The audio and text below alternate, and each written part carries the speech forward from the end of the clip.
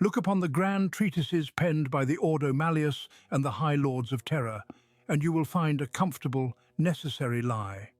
They teach the trembling acolytes of the Inquisition that the great game of chaos is played upon a four-sided board. They speak of Khorne, Tzeentch, Nurgle and Slaanesh as if they are the sole architects of our damnation. They present the ruinous powers as four corners of a finite cosmos, a neatly categorized pantheon of evil. It is a dogma born of supreme, terrified arrogance. This sanitized geometry provides the fragile human mind with an enemy it can quantify, a war it can supposedly understand. But the Immaterium is not a chessboard governed by rules, boundaries, and cardinal directions. It is a boundless, multi-dimensional abyss that completely defies all rational architecture. Before the absolute blinding dogma of the current age, the doomed scholars of the Horus Heresy understood a deeper truth. They dared to call this infinite expanse the Sea of Souls.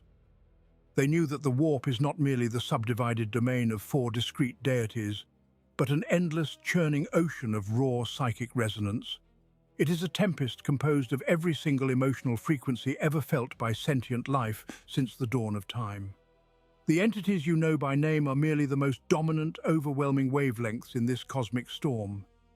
Their domains are but the tallest peaks of rage, ambition, despair, and excess, rising above a primordial tide. Beneath those monolithic currents lies an unfathomable depth of less articulated passions. Billions of other emotions resonate through the dark water, forming unnamed horrors that care absolutely nothing for the great game of the four gods.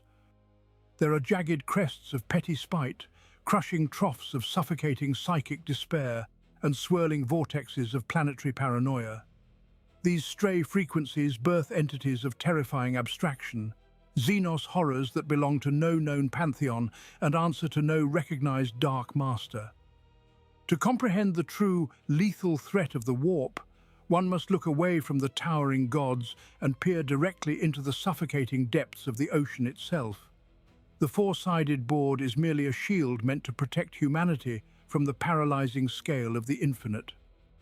The awful reality is that every single thought, no matter how fleeting or trivial, creates a permanent ripple in this dimension of madness. When you strip away the grand mythos of the chaos gods, you are left with the chilling mechanics of the Immaterium at its most fundamental, insidious level. It is in these localized, forgotten currents that the true nature of psychic corruption begins to manifest. A single human world consumed by a highly specific dread does not necessarily feed a grand god, but rather pools together in the dark to give shape to something entirely new and unique. As the grand tides of the Sea of Souls crash against the fragile shores of physical reality, we must shift our gaze from the macrocosm of the great gods. We must descend into the unseen, microscopic drops of localized belief. Here, in the shadowed shallows of human consciousness, the raw stuff of chaos begins to coalesce into lesser, nameless terrors.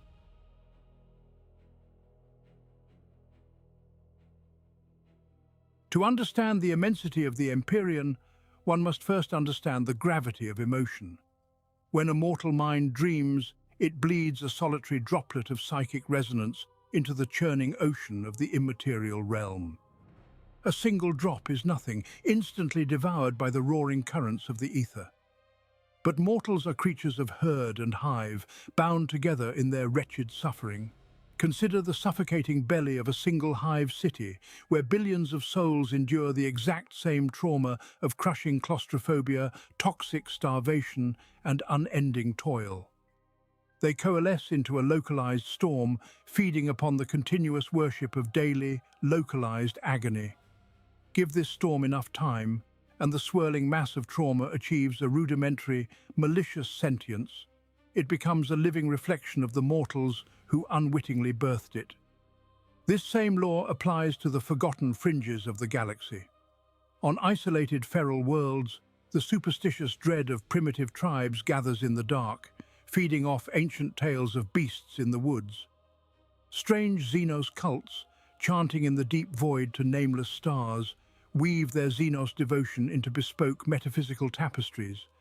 Any sufficiently potent emotional resonance, if left undisturbed by the broader tides of the warp, will eventually open an eye in the dark. We must carefully distinguish these newborn anomalies from the legions of the ruinous powers. A demon of the blood god or the lord of decay is not a truly distinct entity. It is merely a severed fingernail of its master, a fractal extension of a singular overarching will. Those fiends are manufactured slivers of a massive pre-existing whole. But a nameless warp entity born from the collective nightmares of a solitary, uncontacted feral world is something else entirely. It is a wholly independent parasite of the ether. It is a bespoke divinity, shaped exclusively by the localized terrors of its ignorant creators. It answers to no dark majesty, for it is the absolute sovereign of its own microscopic domain. This reveals a terrifying fundamental truth about the nature of the Empyrean. The warp inherently desires to create gods out of absolutely everything. It is a fertile, cancerous soil that demands an eternal harvest of deities, no matter how small or pathetic the seeds of their conception might be. The universe is filled with countless minor deities, nameless warp entities born from isolated tragedy, quietly ruling over the psychic echoes of a single moon or a doomed asteroid settlement. Every shadow, every whispered fear, and every secret hope carries the potential to ignite into a sentient divinity. If a single world can spawn a minor god from its isolated ignorance, one must look backwards through the vast expanses of time. One must gaze into the primordial epochs, long before the four great ruinous powers swelled to consume the galaxy, to witness what the unchained immaterium truly looked like.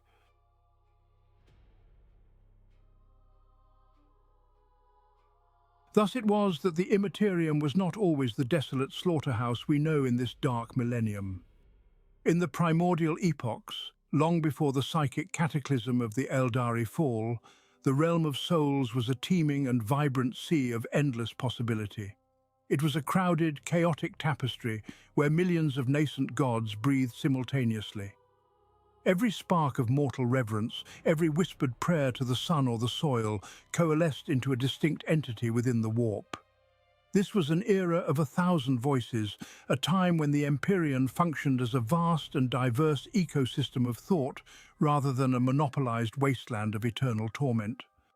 Consider the magnificent pantheon of the ancient Eldari.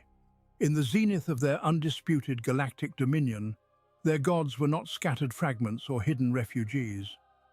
Asurion, the Emperor of Heaven, Kurnus the Hunter, and Isha, the Mother of Healing, walked in sublime resonance with the mortal realm.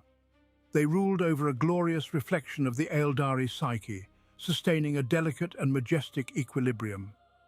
Their celestial courts were thronged with lesser spirits, muses and guardians, all feeding upon a balanced diet of devotion, artistry, and martial pride.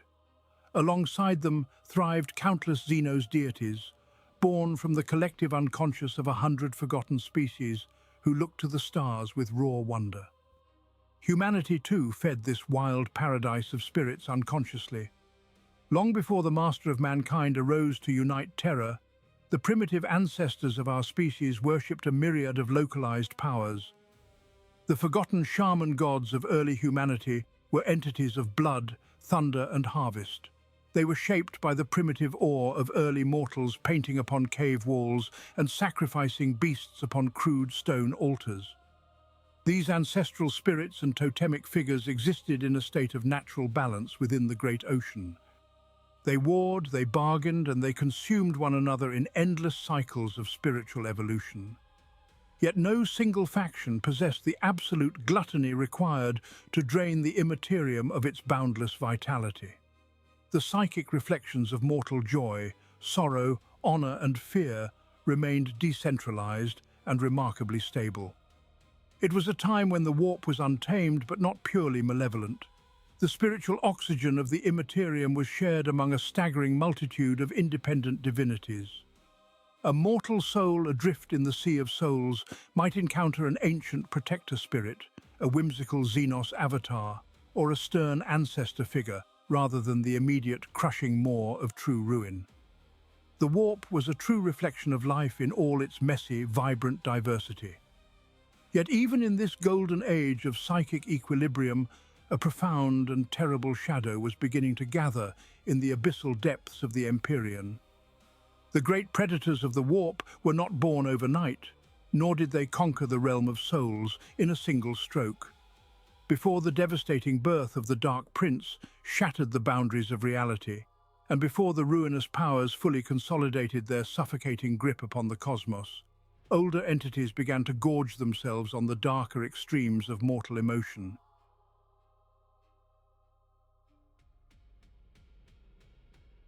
Down in the neglected trenches of the spirit realm, well hidden beneath the shining pantheons of the surface, the earliest and most obscure architects of chaos were slowly awakening from their primordial slumber. From that boiling primordial soup of the early Empyrean arose entities whose names are now barely whispers in the deepest vaults of the Black Library. Among the myriad minor entities born of mortal terror and unbridled malice, obscure names are whispered in the early days of the Great Betrayal. Entities such as Ansl, Morcck, and Phraz-Etar were not paramount powers, but minor warp spirits to whom chaotic space marines occasionally dedicated the spikes of their armor. The veterans of the Long War, those ancient traitor Astartes who first turned their bolters upon their brothers, did not merely worship these entities with empty prayers. They bound their devotion into the very ceramite of their war gear. Look upon the silhouette of a Chaos Space Marine, bristling with cruel iron spikes and jagged barbs. To the uninitiated observer, these jagged protrusions appear to be mere instruments of terror or crude tools for close combat. The grim truth is far more sinister. In the forgotten lore of the traitor legions, it is whispered by madmen that the cruel spiking of armor began as a ritualistic offering to these obscure warp predators.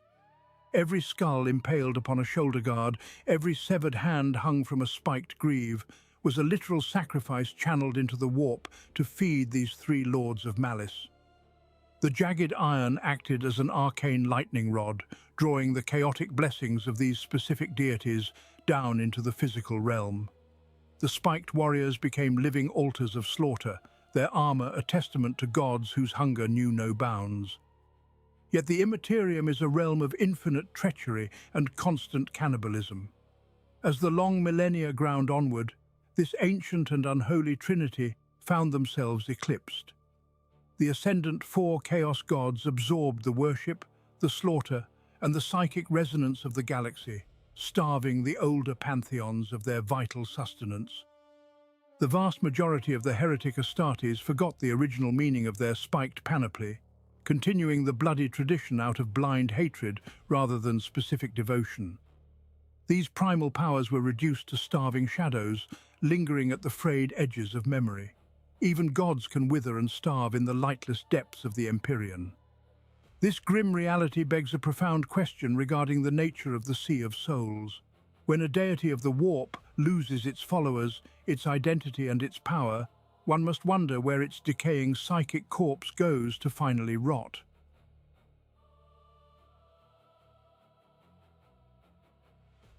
To understand where these forgotten pantheons fled, one must look away from the roiling surface of the Empyrean and gaze down into the crushing abyss. Just as a mortal ocean hides pitch-black trenches beneath its sunlit waves, the Immaterium conceals a profound and terrifying nadir known as the Deep Warp. This is the Mariana Trench of the spiritual realm, a lightless gulf of unreality that even the four ruling ruinous powers fear to tread. The great game of chaos is played upon the shallow surface of the warp, where the collective emotions of mortal species shape the nightmare landscapes of the gods.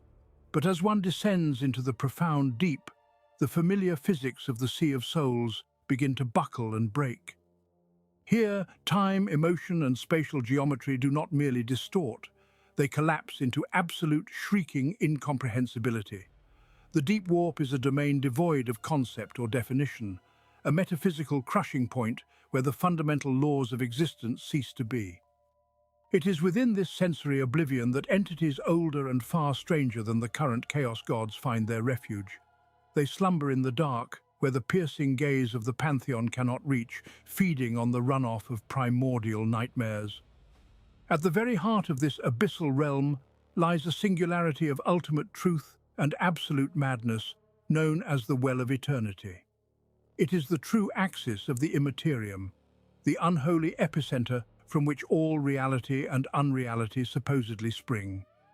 Even Tzeentch, the architect of fate, whose hunger for forbidden knowledge knows no bounds, felt cold terror when he looked upon the well. The Changer of Ways knew that to immerse himself in those primordial waters would mean risking his own unmaking. He could not bear to lose his supreme intellect to the crushing void.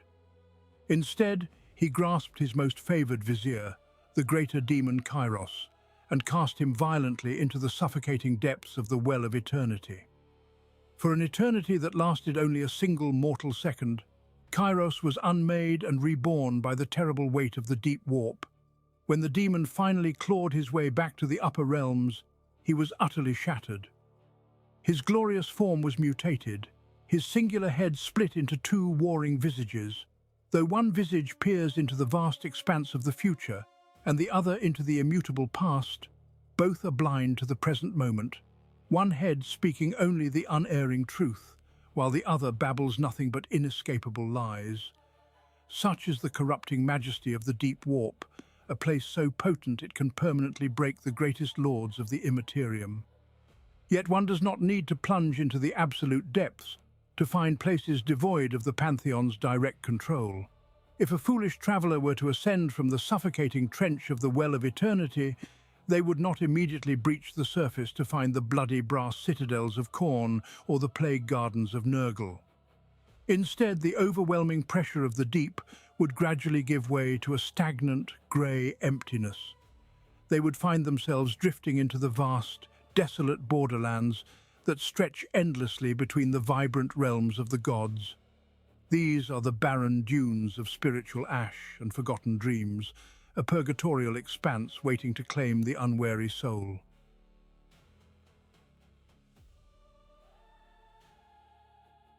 Ascending from the crushing oblivion of the deep warp, we emerge into a shifting metaphysical purgatory. This is the desolate expanse known as the Formless Wastes. It is a barren, howling frontier that lies between the consolidated empires of the dark gods, where the brass citadels of Khorne give way and the rotting gardens of Nurgle wither into dust. These endless borderlands begin. It is a realm of absolute desolation, a graveyard of forgotten concepts and discarded nightmares. Here the warp is not shaped by the singular will of a dominant patron, but left as a churning ocean of unaligned malice.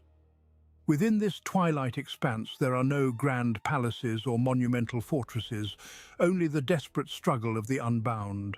This purgatory is inhabited by wretched throngs of unaligned demons and leering gargoyles. They are the scavengers of the immaterium, pathetic yet fiercely lethal entities that eke out a miserable existence in the shadow of the great game. When the major powers clash, fragments of devoured souls and shattered essences spill across the metaphysical borders. The denizens of the Formless Wastes descend upon these scraps like starving vultures. They fight bitterly over the smallest morsels of spiritual agony, forever hungry and forever denied the dark glory of true ascendance. Amongst these desperate scavengers, the Chaos Furies stand as the ultimate embodiment of this barren domain. They are demons born not from a specific sin, but from the damning weight of mortal indecision. When a soul harbours profound malice, yet lacks the conviction to commit completely to the path of blood, plague, excess or change, its essence condenses into a fury. They are the raw, undifferentiated stuff of chaos incarnate. These winged horrors actively resist being categorized into the structured hierarchies of the four main factions. Instead, they flock together in screeching murders that darken the non-skies of the Formless Wastes. They act as opportunistic mercenaries, briefly pledging their talons to a greater demon only to break their oaths the moment the tides of magic turn. Their existence is a curse of perpetual instability, forever driven by a generalized, unfocused hatred that can never be satiated. Yet these sprawling wastes are not solely the domain of the petty and the weak. They serve as a vast, unprotected hunting ground for the apex predators of the immaterium. While Furies and Scavengers dart through the metaphysical ash to steal forgotten souls, far larger entities sometimes wander into this neutral expanse. Minor deities, rogue warp presences, and nascent entities of belief often attempt to carve out their own miserable fiefdoms in the formless wastes. They mistakenly believe the distance from the four great domains offers them sanctuary. Such arrogance is always punished when the gaze of the ruinous powers sweeps across the borders. To be caught unprotected in this open expanse is to invite an annihilation so absolute it defies mortal comprehension. For it is within these howling wastes that we witness the ultimate cosmic tragedy. When a lesser god is dragged screaming across the desolate plains, it faces a fate far worse than mere subjugation.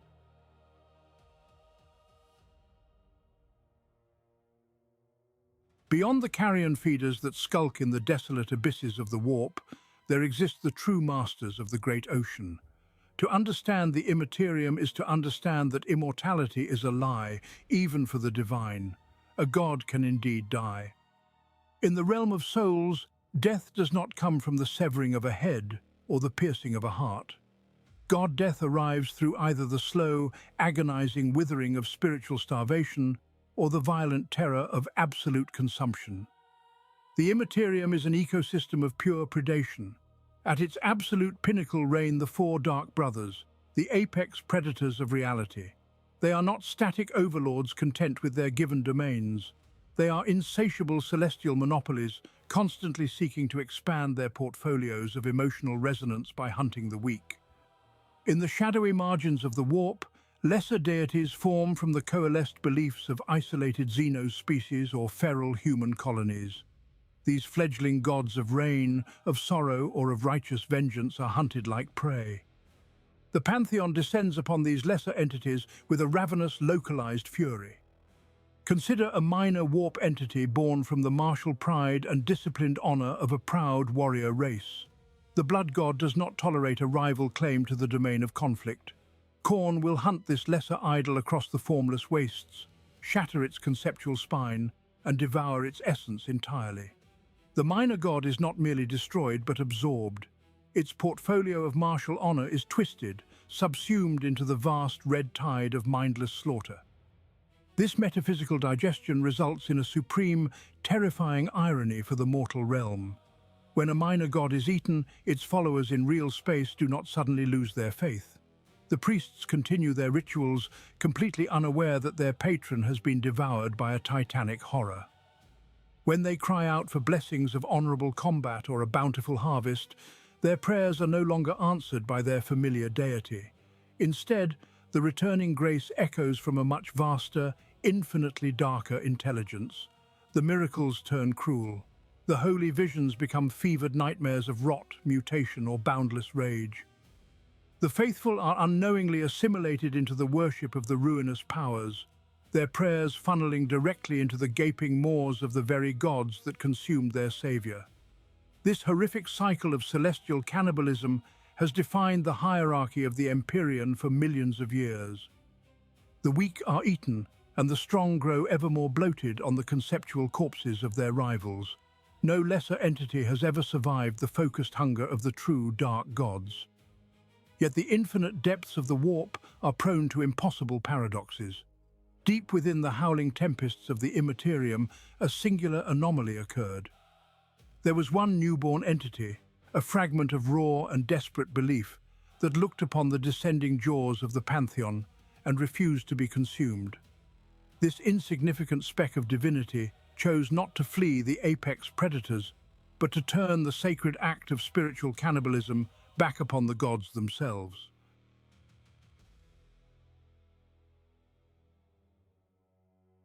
Yet as the great four gorged themselves upon the lesser pantheons of the immaterium, a dark reflection began to take shape within the deepest abysses of the warp.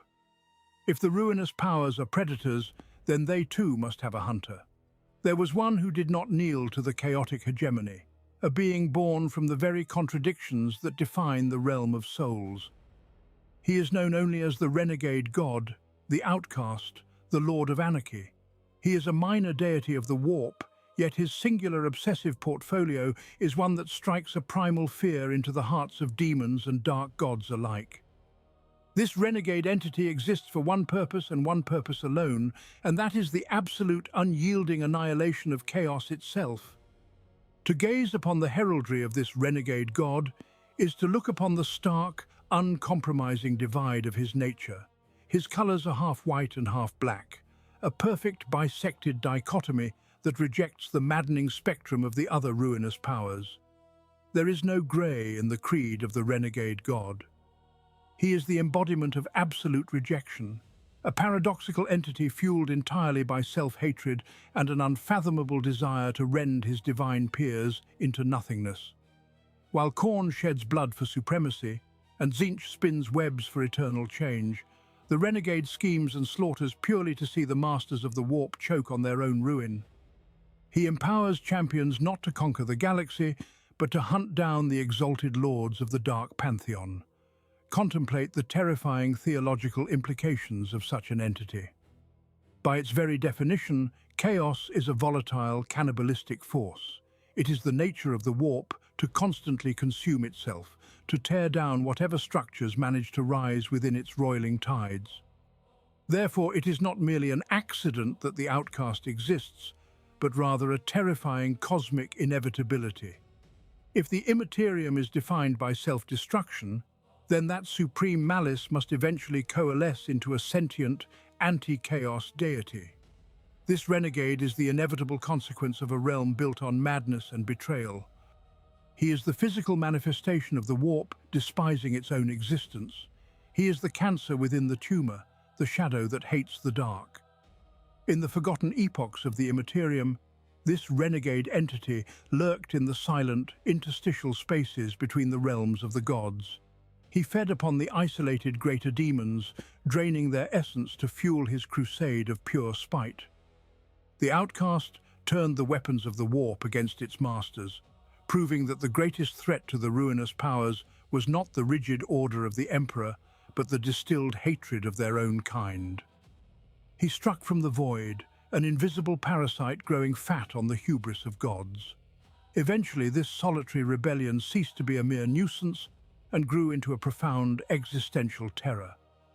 The masters of the warp finally realized that an apex predator was stalking their domain, and their unified dread would soon ignite a cataclysm unlike any the immaterium had ever seen.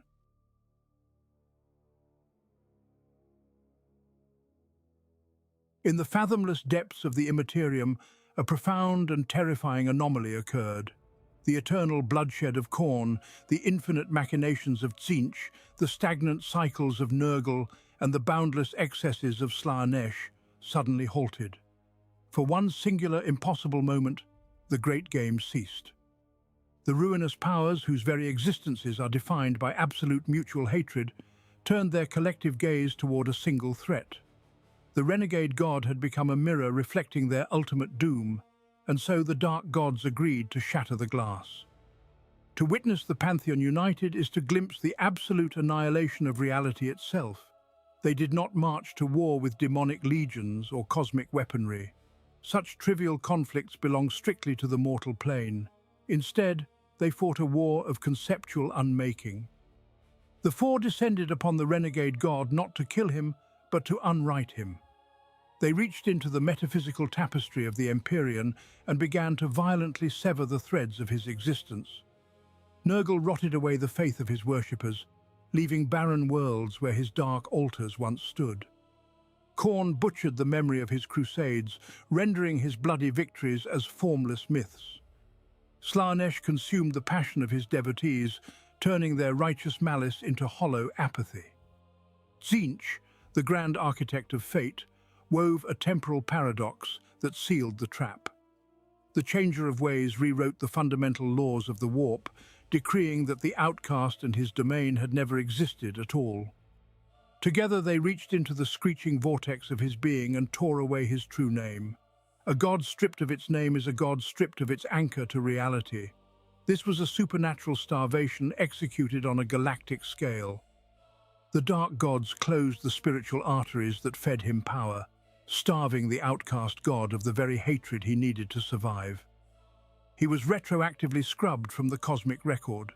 The Pantheon forced him into a state of metaphysical exile, a paradoxical purgatory where he was neither alive nor truly dead. He became a shadow of a whisper, a forsaken deity forced to haunt the darkest edges of oblivion. This is the true, sanity-shattering terror of the ruinous powers when they act as one. They possess the unfathomable might to excise a divine entity from time itself, leaving only a lingering psychic wound in the fabric of the cosmos. The renegade god was banished to the silent void beyond the warp, his overwhelming presence reduced to a myth even among the damned. Yet the absolute erasure of a god is a flawed endeavor, even for the omnipotent masters of the immaterium. Concepts as potent as supreme malice and self-destruction cannot be entirely unmade. Though this exiled entity was silenced and imprisoned in a cage of non-existence, the echo of his true name still vibrated through the cracks of the material universe. Down in the cold reality of real space, severed from the Empyrean, a remnant endured. Isolated bands of mortals and corrupted Astartes still carried the divided black and white heraldry of the lost god. They did not know their dark master had been unwritten from the heavens. They only knew the burning, ceaseless compulsion to destroy chaos in all its treacherous forms.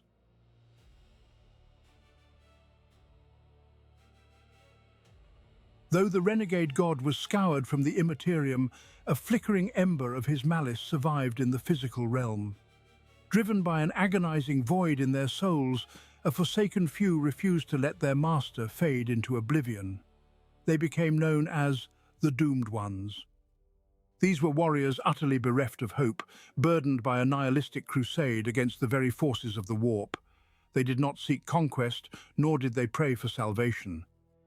They sought only the chaotic incursions that bled into real space, throwing themselves into the fray with a suicidal fury meant solely to butcher demons. They were a grim reflection of the universe they inhabited, fighting a war they knew they could never survive. Among these tragic anti-heroes were lost champions whose deeds have been reduced to whispered myth in the deepest, dust-choked vaults of the Black Library. They were the desperate weapons of a dying deity, mortals who dared to fight chaos with the unholy power of chaos itself, wielding demon-bound blades of terrifying sentience and ravenous hunger. These dread blades were jagged manifestations of pure hatred. They did not merely cleave through the unnatural flesh of warp spawn. They drank immortal souls, ripping demonic essence from the materium and erasing them from the great game entirely. To wield such an atrocity is to invite a psychic agony beyond mortal comprehension. The mind of the champion becomes a bleeding conduit for the agonizing screams of consumed demons. Their unholy essence tears at the sanity of the one who strikes the blow, leaving behind a scarred and hollow psyche. Yet this unimaginable torment served a vital parasitic purpose. The Doomed Ones were not merely champions, but living vectors for a starved and desperate god. With every abomination the Dreadblade devoured, stolen warp essence was funneled directly back to the hollow remnants of their patron. They fed the abyss to keep the abyss alive. This nameless champion understood the inescapable tragedy of his existence. He accepted his fate with a grim and stoic resolve. He knew that the god he served was a starving parasite, and that when the demons were finally gone, his patron would inevitably turn its bottomless hunger upon his own soul. This was the ultimate pact made by the followers of the outcast god. They embraced certain damnation to ensure that the great enemy would bleed alongside them in the mud and the ash. Their crusades were lonely, unrecorded in the triumphant annals of the Imperium, yet their actions sent ripples of profound terror through the courts of the dark gods. As millennia ground forward and the shape of the galaxy shifted, the isolated mythos of these doomed brethren began to transform. The ancient legends of solitary soul-drinking champions faded into the deep warp, but their bitter resonance found new vessels. The shifting nightmare of the far future demands new avatars of self-destructive spite, warping this ancient archetype into a terrifying modern reality where a new breed of renegade would soon take up the monochromatic mantle of the Forgotten Sun.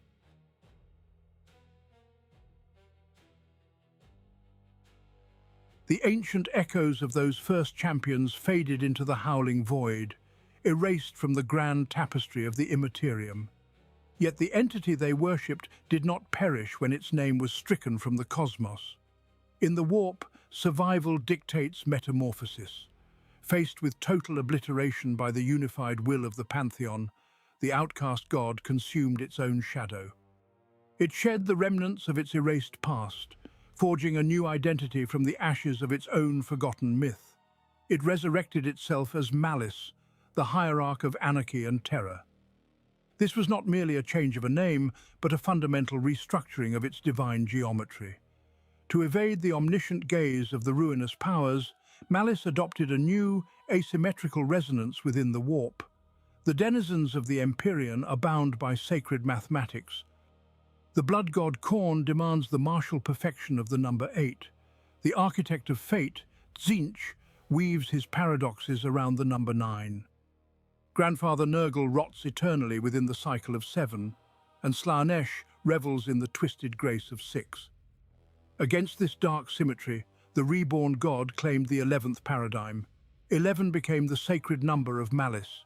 It is a prime number, indivisible, standing apart from the harmonious equations of the universe. Through the 11th paradigm, Malice hid its growing strength in the blind spots of the great game. With this numerical rebirth came a terrifying philosophical evolution.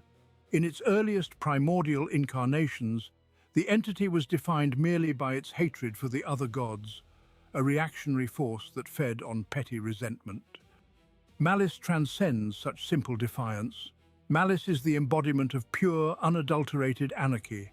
It recognizes that even the eternal war of the Chaos gods forms a perverse hierarchy, a structured system of dominion and worship. Malice despises this order just as vehemently as it despises the stagnant tyranny of the Imperium. It seeks the utter dissolution of all hierarchies, desiring nothing less than the collapse of existence into absolute screaming silence. The hierarch of terror does not want to rule the warp, but to watch it devour itself until nothing remains. Yet a god is only as potent as the mortals who enact its will in the material universe. Trapped within the labyrinthine depths of the Immaterium, Malice cast its silent, 11-fold frequency across the cold stars of the galaxy. It searched for a vessel worthy of its absolute nihilism. The god reached out into the void, seeking warriors who stood upon the bleeding edge of loyalty and damnation. It required a brotherhood already intimate with slaughter, one that could be pushed into the abyss of total structural collapse. This sinister broadcast rippled outward, touching the fringes of the galactic halo, until it whispered into the minds of a forgotten space marine chapter, whose armor was already painted in the stark duality of black and white.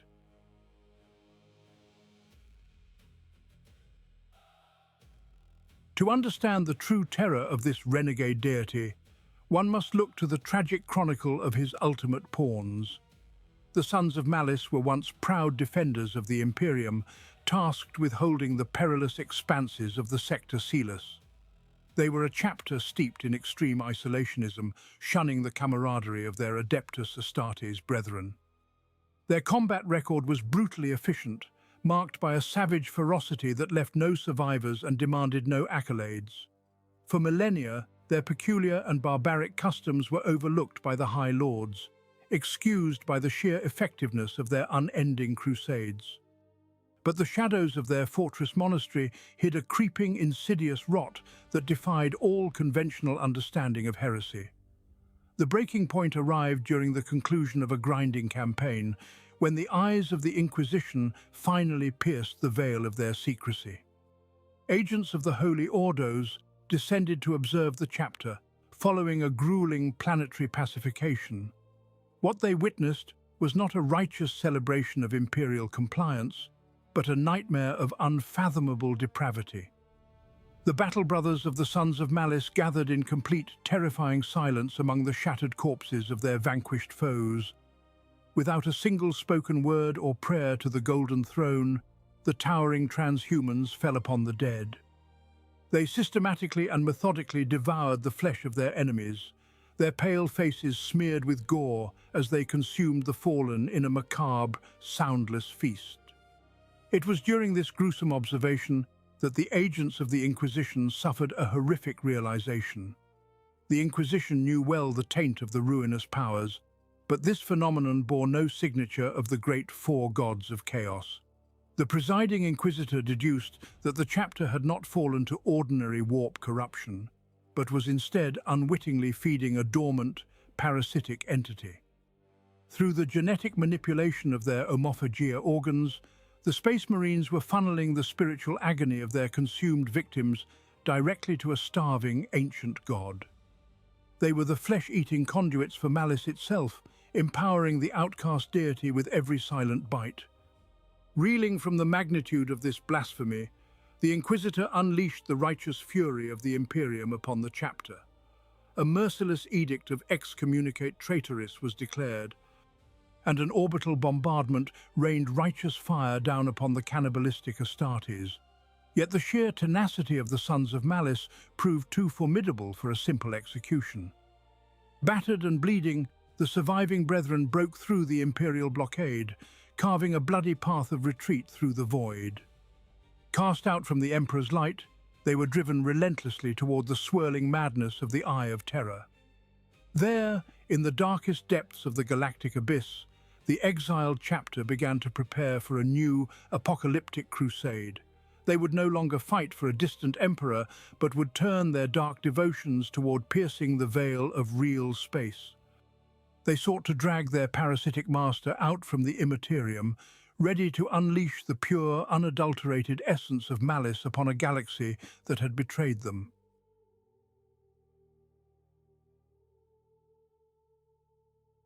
Cast out from the light of the Golden Throne and forsaken by the primal forces of the warp, the Sons of Malice retreated into the abyssal dark. They claimed a drifting monstrosity of fused derelicts and dead ships, known to the whispered legends of the Inquisition as the Labyrinth of Grief. Within the rotting iron guts of this colossal space hulk, the Renegade chapter found a home perfectly suited to their utter alienation. Apocryphal chronicles whisper that here, hidden from the vengeful fleets of the Imperium, Chapter Master Cathal prepared the grandest and most terrible rite of their exiled existence. Cathal was a warlord completely stripped of his former humanity, hollowed out by a paradoxical faith that demanded nothing short of absolute annihilation. In the deepest frozen chambers of the hulk, a grim stage was meticulously prepared for the summoning of the outcast god. The sacred numerology of Malice revolves around the number 11, and so 11 flawless offerings were dragged into the center of the dark cathedral. The victims were a twisted testament to the indiscriminate hatred of their patron deity. Defiant loyalist space marines were chained beside corrupted champions of the ruinous powers. Foul Xenos abominations writhed on the cold deck plates alongside trembling innocent citizens stolen from Imperial hive worlds. To Malice, there is no distinction between the righteous and the damned, for all are nothing but meat destined for the great cosmic slaughter. With measured cold brutality, Cathal and his elite lieutenants butchered the offerings one by one. Their blood flowed in unnatural directions, painting the frost-rimed floor with the impossible mathematics of the warp. As the 11th skull was brutally severed from its spine, the very fabric of real space violently tore apart. Malice did not descend with the majestic heraldry of the major chaos gods, nor did it whisper promises of boundless power or immortal glory. Instead, the renegade god manifested as a terrifying, shadowy beast. It was an entity composed of jagged, conflicting angles, consuming darkness and predatory hunger. This towering avatar was a living nightmare of absolute silence. It offered no pacts to its fanatical followers, granting them only the ruinous strength necessary to bring about mutual destruction. Malice is not a god of ambition, grand schemes, or martial pride. It is the deity of pure terror, demanding the complete cessation of all things until only a vast, empty silence remains. Cathal and his cannibalistic warriors dropped to their knees, their eyes wide with religious ecstasy, as their cruel master materialized to feed upon the freshly harvested souls. Yet the physical manifestation of this exiled deity was severely constrained by the natural laws of the material universe. The successful ritual within the Labyrinth of Grief proved that the outcast god could indeed be called into the flesh, but its ravenous hunger could never be sated by such a localized feast. For Malice to truly break the ancient chains of its banishment and consume the arrogant pantheon that cast it out, the barrier between realities would need to be permanently shattered. The sons of Malice turned their gaze toward the shifting stars, knowing that a galaxy-spanning cataclysm was urgently required to fully elevate their silent master. They waited in the cold dark of the void, sharpening their executioner blades as a massive, unnatural tension began to build across the celestial firmament. Soon, a catastrophic tear would violently cleave the entire galaxy in two. Through that monumental rupture, the forgotten and lesser gods of the Immaterium would finally find the strength to rise from the ashes of their exile.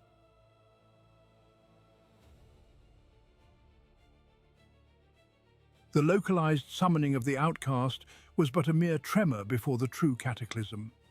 For 10 millennia, the structural monopoly of the Pantheon seemed absolute, their dominions built upon the steady, agonizing decay of the mortal realm.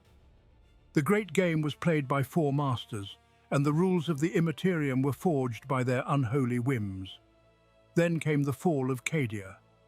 Abaddon the Despoiler drove his crippled Blackstone fortress into the heart of that defiant world, and in doing so, he did far more than cleave the physical galaxy in twain. He shattered the ancient order of the Empyrean itself. The birth of the Cicatrix Maledictum was an event of such incomprehensible violence that it rewrote the fundamental laws of the Immaterium. In a singular, horrific instant, trillions of screaming souls were violently torn from their mortal coils. A tidal wave of terror, agony, and raw, unfiltered warp energy flooded the sea of souls, drowning the carefully constructed boundaries of the gods. It was a metaphysical overflow of apocalyptic proportions. The Great Four, in their endless arrogance, believed this bloody bounty was entirely their own. Khorne, Tzeentch, Nurgle, and Slaanesh turned their baleful eyes toward real space, utterly distracted by their sudden, unfettered access to the material universe. They launched endless demonic incursions, seeking to claim the sundered Imperium as their ultimate prize. Yet the ruinous powers could not consume the entirety of the slaughter. The sheer volume of spiritual runoff was simply too vast, too concentrated, and too chaotic even for the architects of chaos. This excess energy cascaded down through the strata of the warp, bleeding into the lightless, forgotten depths of the deep warp, like blood sinking into the abyssal ocean. Down in those suffocating trenches, ancient things had been starving for eons. Nameless predators, discarded deities, and minor gods who had long been denied the sustenance of mortal worship were suddenly bathed in a torrential rain of raw, agonizing soul stuff. The scraps falling from the Pantheon's great table were enough to resurrect entire dead mythologies. These lurking horrors gorged themselves on the cosmic runoff. They grew bloated and powerful in the shadows, their sunken eyes burning with renewed malice and unholy vigor. Entities that had withered to mere whispers were suddenly screaming with godlike authority. The absolute hierarchy of the dark gods was broken, fundamentally compromised by the sheer, unmanageable scale of the Great Rift. As the major powers exhausted their focus on the mortal plane, blinded by their own gluttony and conquests, the deep warp began to boil with newly awakened threats. The boundaries of the Empyrean stretched and tore under the strain of this unnatural expansion. The metaphysical walls between our reality and the infinite void beyond grew terrifyingly thin. This bleeding of dimensions did more than just feed the local scavengers of the abyss. The scent of the slaughter drifted out across the multiversal void. It carried the irresistible aroma of a dying galaxy to things that did not belong in our universe. In the deepest shadows of the Immaterium, unfamiliar psychic frequencies began to resonate with terrifying clarity. Strange, verminous shapes began to gnaw at the fraying edges of reality, heralding the arrival of an encroaching doom from a world that had long since perished.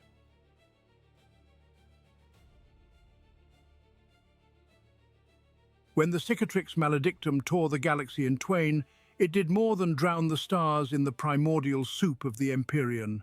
It ruptured the foundational barriers of reality itself, fracturing the walls that separate our nightmare from others.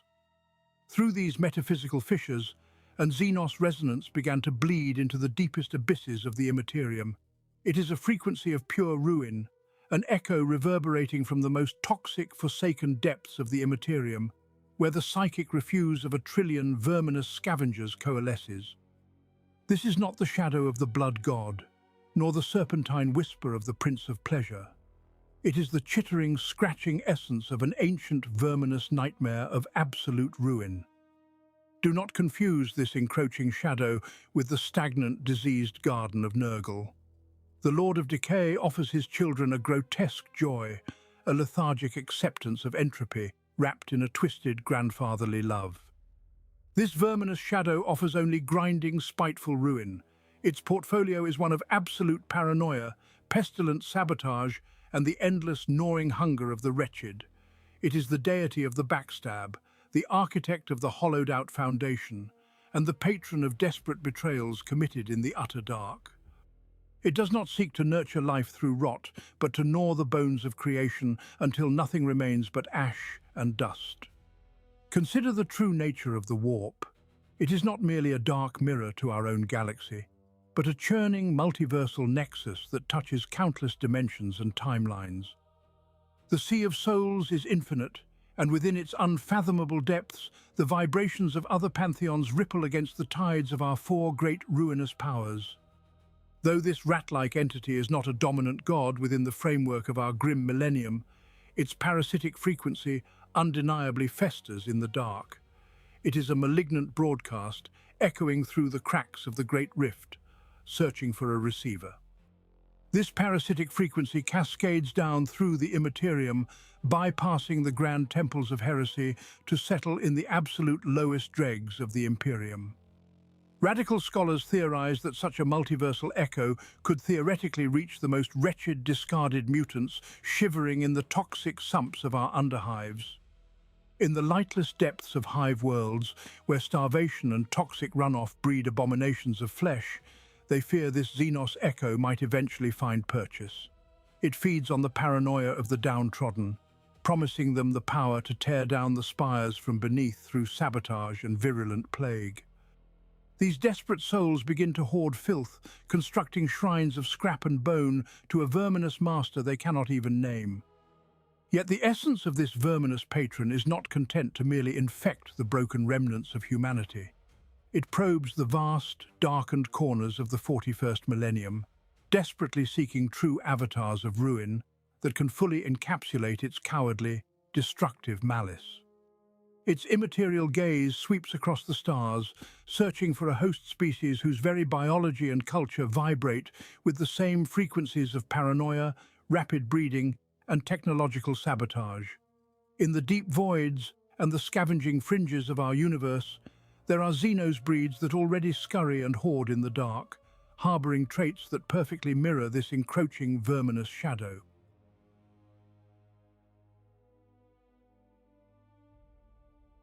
If we seek the echoes of such ruinous vermin in the darkness of the present age, we must look to the deepest shadows of the galaxy. There, scurrying through the forgotten bulkheads of our greatest vessels and hiding within the subterranean filth of our hive worlds, we find the Hrud. They are a parasitic species, a migratory plague of secretive Xenos that bring absolute devastation not through malice alone, but through their very existence. To stand in the presence of the Hrud is to stand within a suffocating aura of accelerated decay. They project terrifying entropic fields that warp the natural flow of time itself, turning the fundamental laws of physics into a weapon of mass degradation. When the Hrud gather in sufficient numbers to begin their great migrations, the temporal devastation they unleash is beyond mortal comprehension. Mighty Imperial starships, forged to endure the harshness of the void for millennia, rot away into brittle husks of oxidized metal in mere hours. Bulkheads collapse under the weight of sudden, inexplicable antiquity. Even the Adeptus Astartes, the biologically immortal angels of the Emperor, are not immune to this localized temporal doom. Caught within the entropic aura of a Hrud warren, a space marine in the prime of his transhuman glory will age to dust in seconds. His gene-wrought flesh will wither into parchment, his adamantium and ceramite armor will crumble into useless sand, and his very bones will turn to powder as centuries of time are forced upon him in a single, agonizing heartbeat. Scholars of the forbidden text must ask what dark power fuels such an unnatural phenomenon. One might question whether the inherent entropic nature of the Hrud is tethered to some unseen lesser god of ruin, an entity that rivals the Lord of Decay himself. Yet we must draw a distinct and vital line between these manifestations of ruin. Nurgle is often called the god of death and decay, but in truth he is the god of the grand cycle. His plagues bring life to 1 trillion microscopic organisms, creating a grotesque fecundity where rebirth perpetually blossoms from the rotting corpse. The Plague Father represents a morbid, enduring vitality, an endless churning of life feeding upon death. The entropy of the Hrud possesses none of this foul generosity. Their temporal fields offer no rebirth, no blossoming fungi, and no cycle of existence. It is purely destructive time acceleration leading to absolute entropy. It is the final death, the cold and sterile end of all matter, where not even bacteria can survive the rapid decay. This stark contrast proves that the Hrud draw their ruinous power from an entirely different, unaligned source within the endless tides of the immaterium. They are not children of Nurgle, nor are they born of the ruinous powers as the Inquisition strictly defines them. Instead, the tragic truth of their temporal curse reaches back into the most ancient epochs of the cosmos, long before the rise of mankind. The Hrud were not always the wretched, time-distorting scavengers that infest the underhives of the Imperium today. They are the broken remnants of a once proud race, shaped and protected by a forgotten deity of the deep warp. To understand the curse that accelerates time around their twisted bodies, we must look to the ancient pantheon of the Old Ones and the devastating tragedy of the entity known only as Khorne.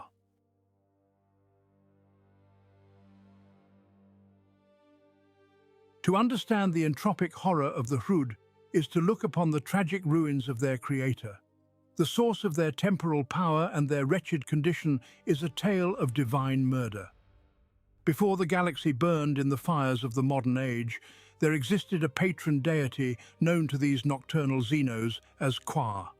He was a benevolent protector within the warp, a god who watched over his hunched and verminous children with fierce devotion. When the Eldar Empire drowned in its own depravity, the resulting psychic shockwave tore the Immaterium apart to birth Slaanesh. Countless ancient pantheons were instantly consumed in that first, agonizing scream. Yet Khorne somehow endured the cataclysm.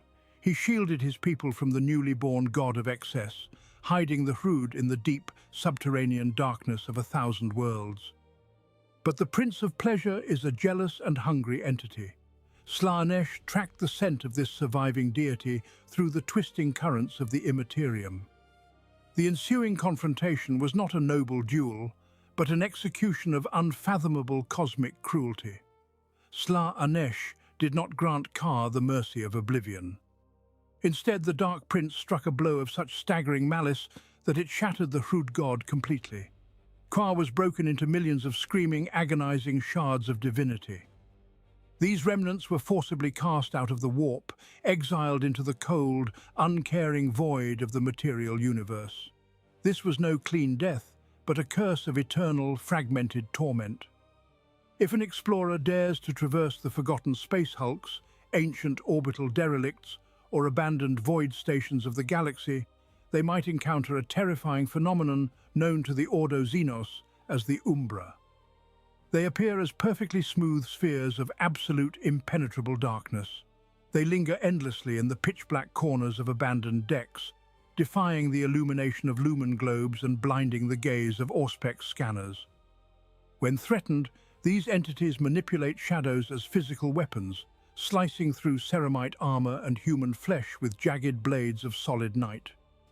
To the uninitiated voidsman or the ignorant guardsman, The Umbra are merely another mindless, lethal horror born of the deep void. But the truth, recorded in the most restricted vaults of the Black Library, is a secret of profound sorrow. Some heretic scholars claim that the Umbra are the literal living remnants of Khorne. Every spherical shadow is a shattered piece of a murdered Xenos god, reduced to a feral state of existence. They are trapped forever in the material universe, terrified, confused, and suffering. They hide in the claustrophobic darkness of derelict ships because they dread the psychic light of the warp. They are paralyzed by the fear that the great enemy will find their remaining pieces and finish the slaughter. The Hrud mourn their broken father still, waiting for a day when the pieces might reunite. Their tragedy is a silent testament to the absolute cruelty of the ruinous powers. Yet the Immaterium is not populated solely by the lingering echoes of dead Xenos deities. The Sea of Souls mirrors the minds of all sentient beings, and humanity has become the dominant, most psychically active race in the galaxy. Our boundless flaws, our hypocrisy, and our sprawling empires have birthed new, insidious horrors uniquely our own. Beyond the Great Four, and beyond the shattered remnants of Xenos myth, the warp churns with entities born entirely from human paradox. Some apocryphal demonologies whisper that in the deepest, most forgotten corners of the Immaterium, minor gods born of human contradiction wait patiently to unravel our sanity. It is in these shadowy depths we find the architects of our own internal ruin, the insidious lords of paradox known as Zuvassin and Necoho.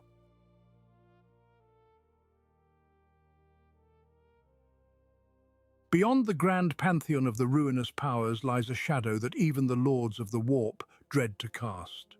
Scholars of the darkest, most apocryphal texts whisper of the Undoer, a nameless, ruinous shadow. He is the creeping dread that haunts every tactician and the bitter taste of ash upon the tongue of the victorious.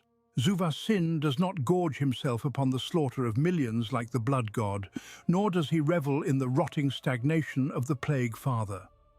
Instead, his sustenance is found in the sudden, agonizing collapse of a masterpiece. He feeds on the crushing disappointment of a failed scheme. To Zuvassin, the sweetest nectar is the absolute despair that washes over a mortal soul when a lifelong ambition crumbles into dust at the very precipice of triumph. To look upon the Undoer is to witness the grotesque embodiment of thwarted destiny. His horrific appearance is never truly fixed. He manifests as a constantly shifting, misshapen horror, a mockery of form that reflects the disjointed and broken nature of ruined plans. He is a creature of mismatched limbs and howling, distorted faces, forever laughing at the misery of the architect. This entity is driven by an absolute cosmic compulsion to sabotage. It is a fundamental law of his existence. Zuvassin cannot build, he cannot conquer, and he cannot ally. He can only unmake. Understand the true terror of this minor god, for his malice is utterly blind to allegiance. Zuvassin is a profound and active threat to the very essence of chaos itself. The ruinous powers scheme for millennia, moving pawns across the galactic board, only to find the board flipped by one of their own. Zuvassin will sabotage a grand black crusade with the exact same glee he brings to the ruin of a desperate imperial defense. He feasts upon the titanic, seething rage of Abaddon the Despoiler just as greedily as he laps up the whimpering despair of a doomed planetary governor. If a Chaos Lord suddenly finds his warp drive collapsing inexplicably, or his elite chosen striking each other down in a moment of catastrophic luck, radical demonologists whisper that the laughter of the Undoer is echoing in the Immaterium. No one is safe from his treacherous touch. The greater the effort, the more magnificent the plan, the harder the Undoer will strike. This indiscriminate sabotage leaves a trail of seemingly impossible failures scattered across the history of the galaxy. Battles that should have been won by the forces of the arch-enemy have dissolved into baffling routs. Perfect traps laid by the Inquisition have backfired with impossible synchronicity. When we look upon the grand tapestry of galactic history, we begin to see the frayed threads of his work. There are moments where the sheer absurdity of failure cannot be attributed to mere chance or mortal incompetence. We must now turn our gaze to these specific, monumental paradoxes of our history. We must seek the invisible hand of Zuvassin in the most inexplicable disasters the galaxy has ever endured.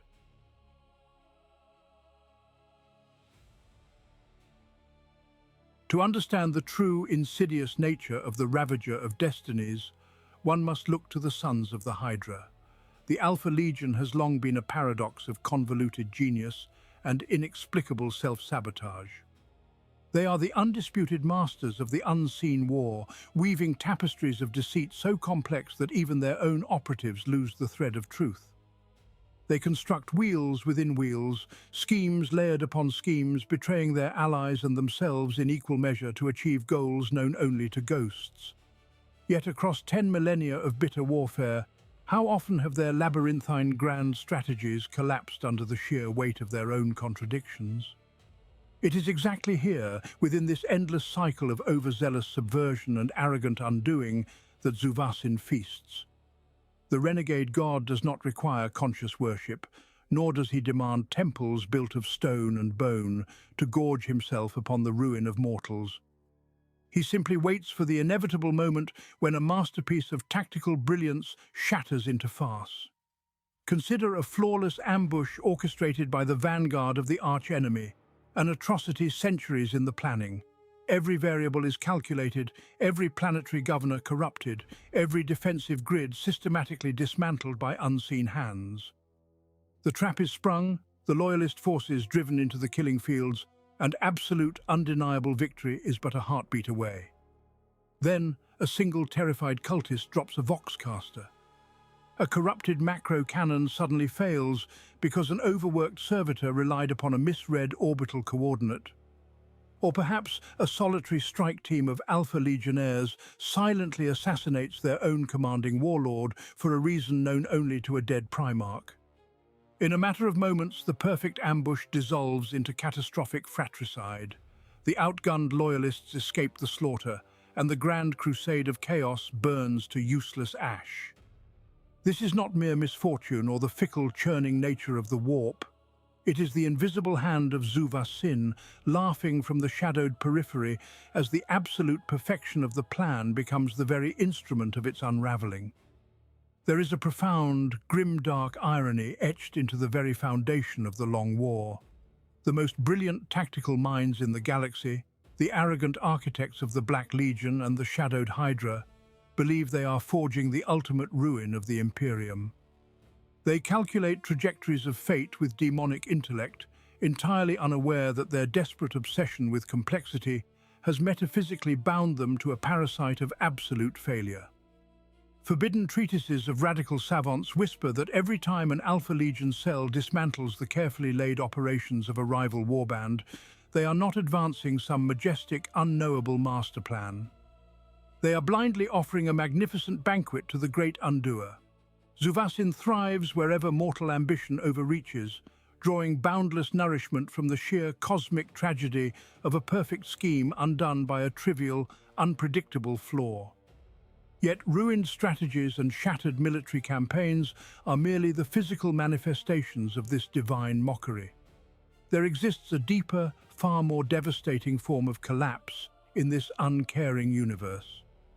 For while the Ravager of Destinies feeds upon the failure of grand designs, there is another presence in the immaterium waiting to consume the final, ultimate failure of the mortal soul. When the meticulously constructed lies of the gods themselves are laid bare, and the fervent devotion of the zealot turns to cold, suffocating nothingness, another shadowed entity awakens to claim the spoils.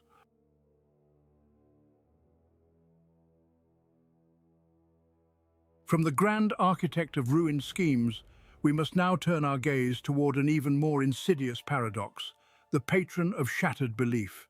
For if there is a god of failed plans, it is only fitting that the warp harbors a twin heresy, a god of failed faith. Certain forbidden grimoires speak of the Doubter, a supreme and paradoxical anomaly within the immaterium. He is the chaos god of atheism, an entity whose very existence mocks the fundamental laws of divine worship. While the dark gods of the pantheon gorge themselves on slaughter, plague, excess and ambition, Necoho feasts upon the utter rejection of the divine. He draws his malignant power from the breaking of faith and the willful destruction of idols. To understand Necoho is to gaze into a philosophical nightmare that has driven mortal scholars to absolute madness. There is no grand cathedral dedicated to his name, for to build a temple to Necoho is to fundamentally misunderstand his nature. He demands no prayers, no chants, and no bloody sacrifices upon obsidian altars. Instead, his worship is enacted through pure denial.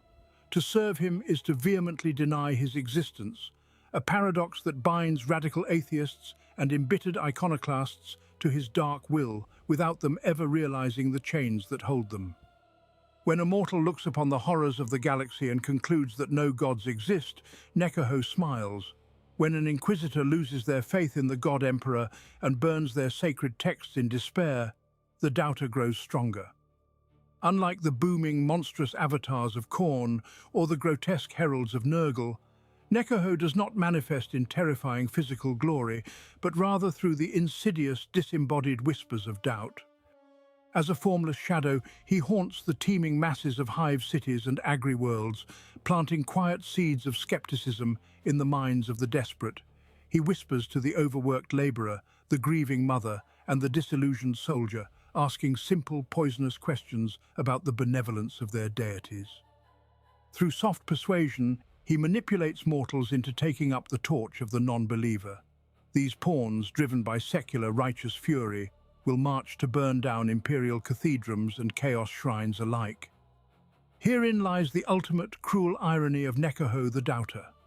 If a rebellious mortal destroys a flesh-draped church of Khorne out of pure atheistic spite, they believe they are striking a blow against the warp. In truth, they are offering the highest form of worship to a chaos god. Every shattered statue, every desecrated reliquary, and every defiant scream against the heavens feeds this esoteric entity. He is the shadow in the minds of the faithless, proving that in a universe governed by the immaterium, even the absence of belief is a weapon of the arch-enemy. Yet as fascinating as the doubter and his renegade kin may be, they remain minor players in the great game, restricted by their own paradoxical natures. We must now leave the forgotten corners of the warp and look toward the bleeding edge of current history, where a new towering shadow gathers strength. The age of minor deities wanes as a far more significant power begins to forge its ascension, threatening to shatter the ancient balance of the pantheon forever.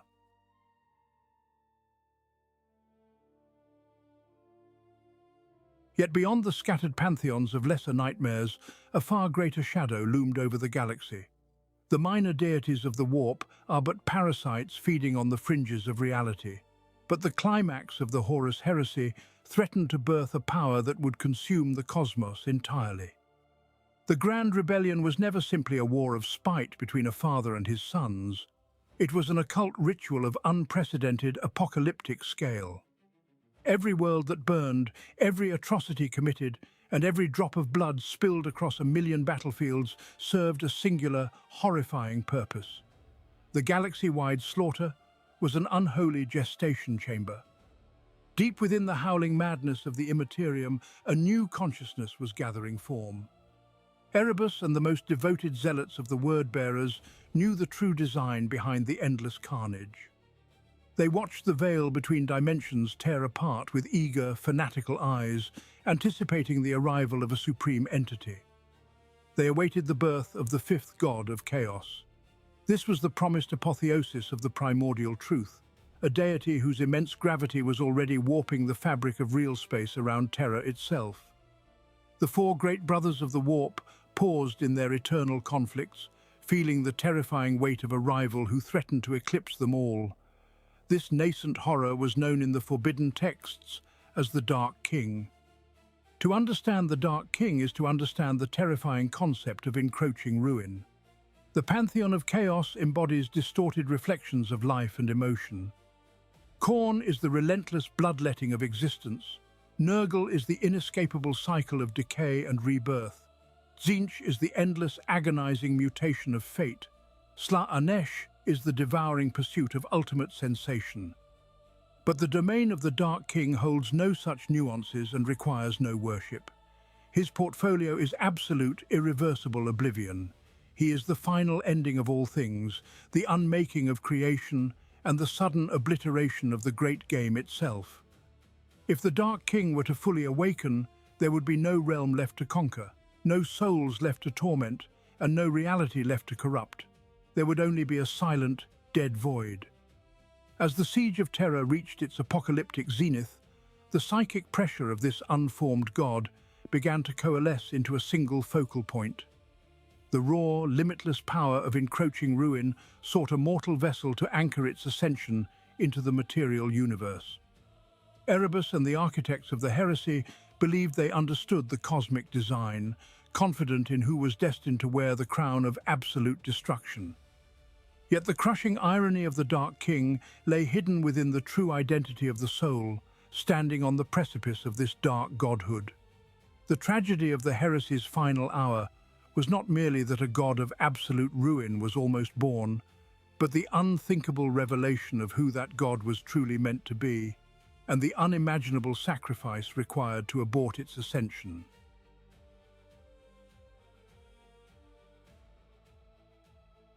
The whispered dread of the millennia points not to a beast born of the Eye of Terror, but to the master of mankind himself, for the entity destined to ascend as the Dark King was none other than the Emperor. To match the boundless, warp-engorged might of the War Master Horus, the Emperor was forced to drink from the very well of madness he had sworn to drain. He drew upon the limitless power of the Immaterium, swallowing the raw stuff of chaos to forge a weapon of pure, annihilating soulfire.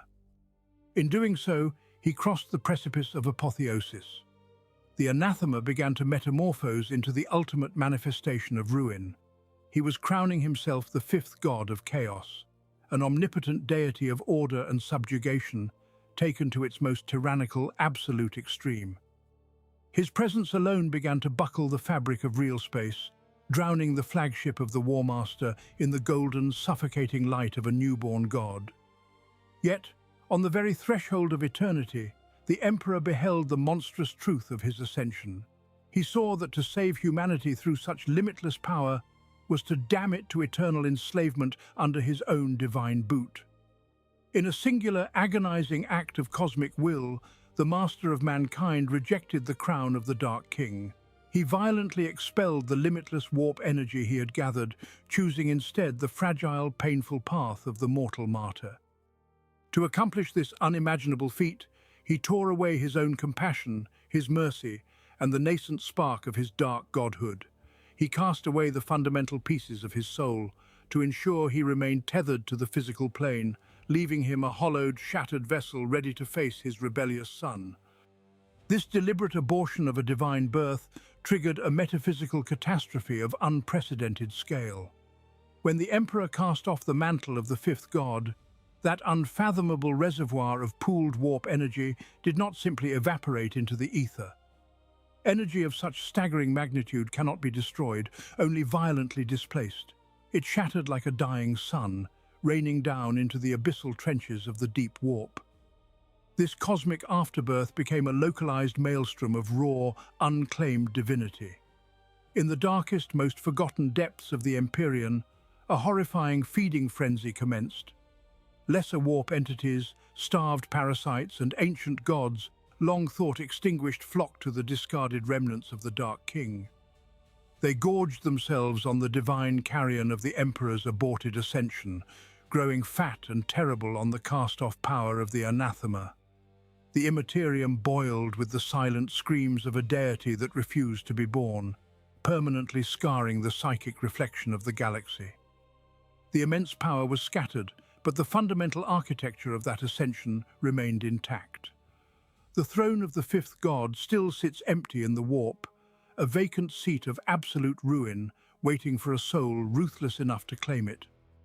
The mantle of the Dark King was discarded by the master of mankind, but the metaphysical crown still exists in the shadows of the great ocean.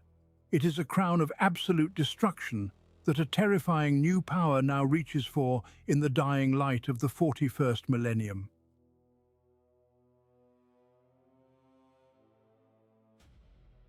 The master of mankind refused the ascension, turning his back upon the empty throne waiting in the abyssal deeps of the Immaterium. But the warp abhors a vacuum, and the allure of the fifth seat was not extinguished by the Emperor's defiance. In the waning days of the 41st millennium, another entity reaches for that dark crown. He is Vashtorr the Arkifane, the Lord of the Soul Forges and the Demi-God of unfeeling invention. Unlike the ancient pantheon, Vashtorr was not born from the feral, primitive screams of early sentience. He is the manifestation of a modern, creeping horror. He is the dark patron of the heretic and the whispering muse of the dark mechanicum. To understand the Arkifane is to look upon the great game from an entirely Xenos perspective. The four ruinous powers are beasts of primal excess, demanding mindless devotion, oceans of blood, and the utter consumption of mortal souls.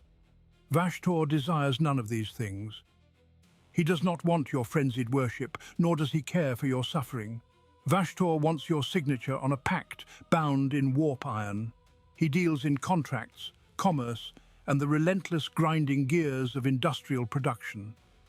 Where the traditional gods offer madness, the Arkifane offers cruel, unforgiving logic. He is the artisan who builds the weapons for the endless wars of the Immaterium, profiting from the slaughter while remaining fiercely independent of its masters. Herein lies the terrifying reality of why Vashtorr is uniquely dangerous to the fabric of existence. He represents a completely new emotional resonance within the galaxy. For eons, the sea of souls has been churned by rage, despair, hope, and lust. Vashtorr feeds upon something else entirely. He is fueled by cold, calculating technological malice.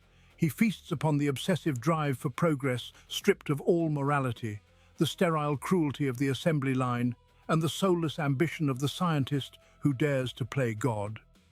The traditional lords of chaos cannot control this emotion, nor can they consume it.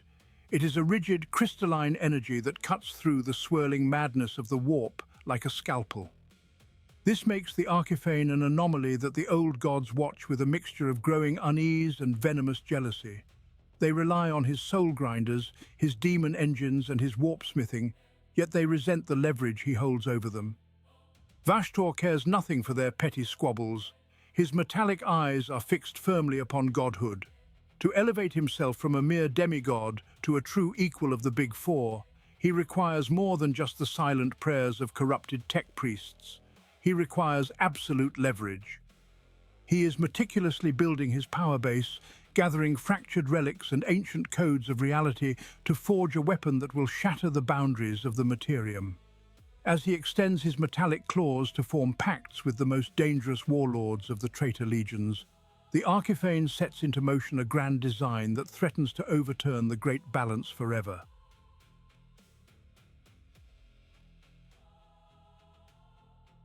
It is a testament to the Arkifane's cunning that he did not approach Abaddon the Despoiler as a groveling servant or a demanding patron. He approached the War Master of Chaos as an equal. To comprehend this arrogance is to peer into the abyssal depths of Vashtorr's ambition.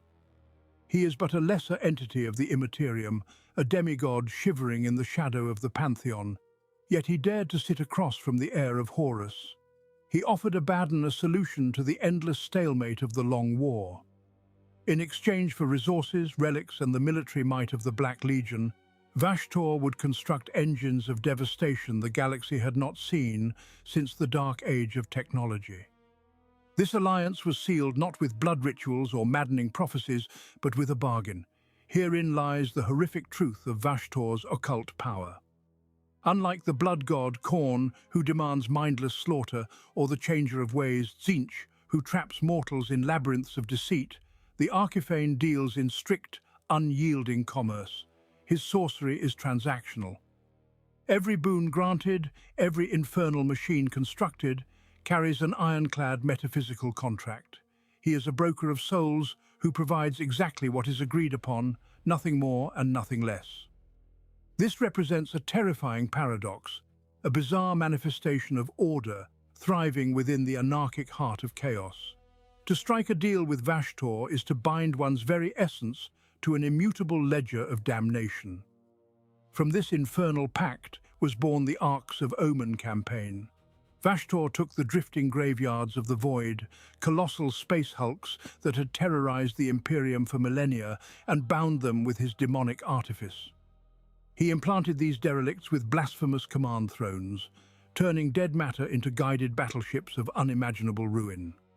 Abaddon was given a fleet capable of navigating the darkest tides of the warp to shatter Imperial strongholds. Yet the Arkifane's true motive remained veiled behind layers of industrial logic. The Arks of Omen were not built merely to burn worlds. They were designed to scour the galaxy for fragments of the key. This ancient, fragmented artifact is the crux of Vashtorr's grand design. When assembled, the key will unlock a primordial weapon hidden deep within the cosmic dark. With this weapon, the Arkifane intends to shatter the ancient hierarchy of the warp. He will not wait for mortal belief or emotional resonance to elevate him. Vashtorr seeks to force his own ascension, cracking the heavens open to claim his seat as a true god of chaos. To forge such an audacious destiny, a god of industry requires a domain of absolute material subjugation. His ambitions cannot be sustained by the shifting, ephemeral tides of the warp alone. He requires a staging ground, an anchor of iron and brass, where his grand contract can be physically executed. This locus of cosmic industry exists far beyond the reach of the great game played by the four ruinous powers. It is a realm of eternal smog and grinding gears, a nightmare of industry where the immaterium bleeds directly into cold, unyielding metal.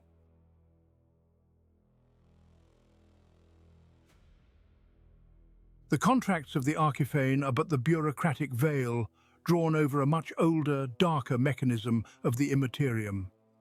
Deep within the shifting, unmapped reaches of the warp lies the Forge of Souls. This is the terrifying industrial heart of the abyss. It is a domain of soot and iron, a hellish reflection of the mortal mechanicus corrupted beyond all sanity. Here, the raw, screaming stuff of the immaterium is chained to the anvil of industry. In this shadow-drenched realm, the colossal abominations known as demon engines are hammered into existence. They are born howling, forged from the unholy union of slaughtered metal and furious warp entities. Yet the most chilling aspect of the Forge of Souls is its absolute sovereignty. It is neutral ground, an independent kingdom that defies the absolute supremacy of the Dark Pantheon. The four great gods rely upon its massive, functioning infrastructure, but they absolutely do not control it. Even the most arrogant bloodthirster of Khorne, or the most cunning Lord of Change bound to Tzeentch, must bow to the ironclad laws of this domain. There is no conquest here, only commerce. When the demonic generals of the great game require siege engines or mechanical horrors to break the walls of real space, they must come as supplicants. They must pay the toll. The currency of the Forge is neither gold nor favor, but souls.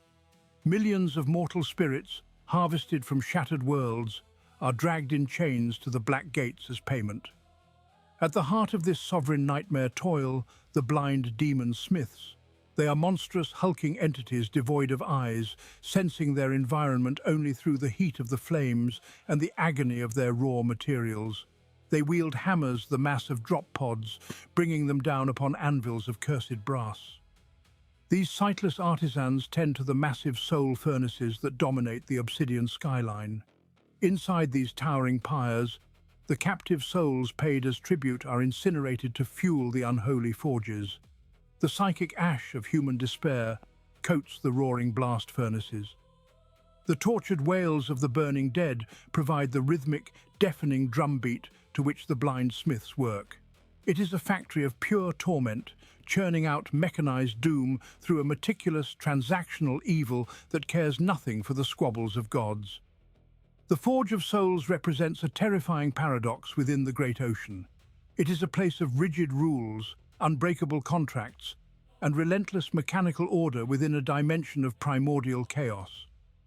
The Lords of the Warp are bound by its ancient treaties, tethered to its grim production lines. But this structured horror is confined to the deep warp and its established pacts. Far from the roaring furnaces and the heavily guarded gates of the blind smiths, the structure of the cosmos begins to break down entirely.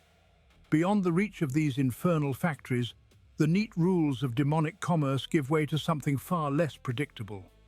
One must cast their gaze outward, past the industrial heart of the abyss, toward the very edge of the galaxy where reality itself begins to rot and fray. There, the void is torn by lawless, terrifying anomalies that recognize neither the treaties of the Forge nor the sanity of mortal men.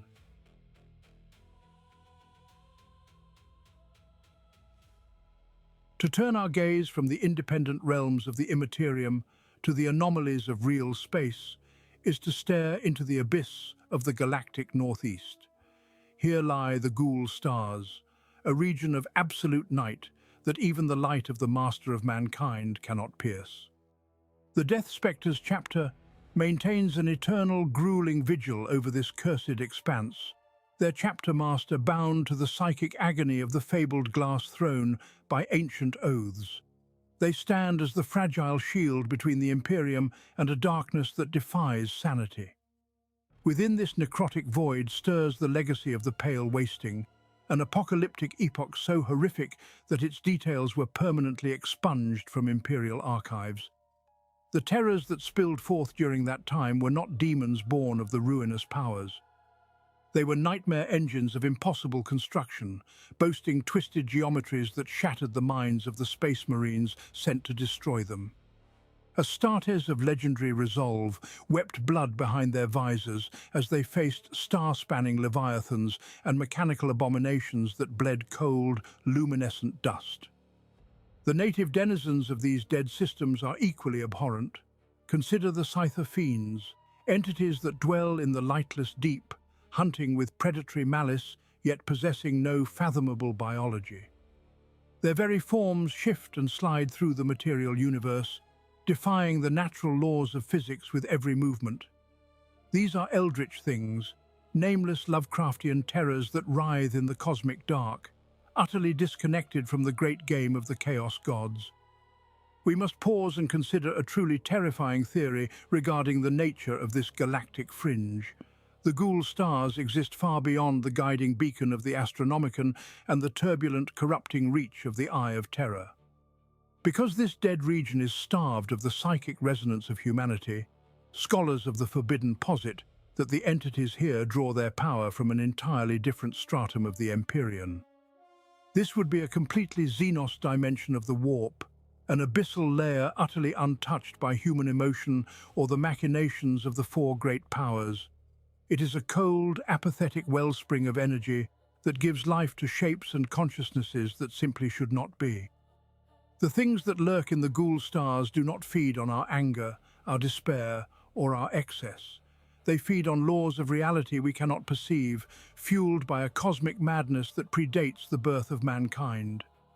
If the eternal wards of the Death Spectres ever fail, the tide of Xenos nightmare that washes over the galaxy will not seek to corrupt our souls, but to erase our geometric reality entirely. Yet the Ghoul Stars are not the only localized nexus of doom to plague the material realm. As the stoic wardens watch the creeping shadows of the galactic rim, other localized horrors gnaw at the rotting fabric of Imperial space.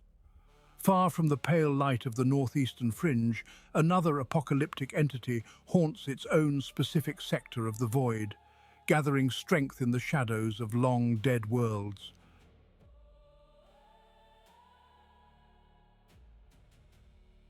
Yet the darkness that mocks the ruinous powers is not confined to the forgotten fringes of the void. Within the heavily populated expanse of the Calixis sector, a localized nightmare haunts the stars, demanding a staggering toll of blood and sanity. They call it Comus, the Tyrant Star. It is no demon crawling from the pit, nor is it a conquering fleet of Xenos butchers. Comus is a black, spectral sun that sporadically forces its terrible mass into the fabric of real space. When its bruised and sickly light falls upon an Imperial world, the very sky burns with a cold, unnatural fire.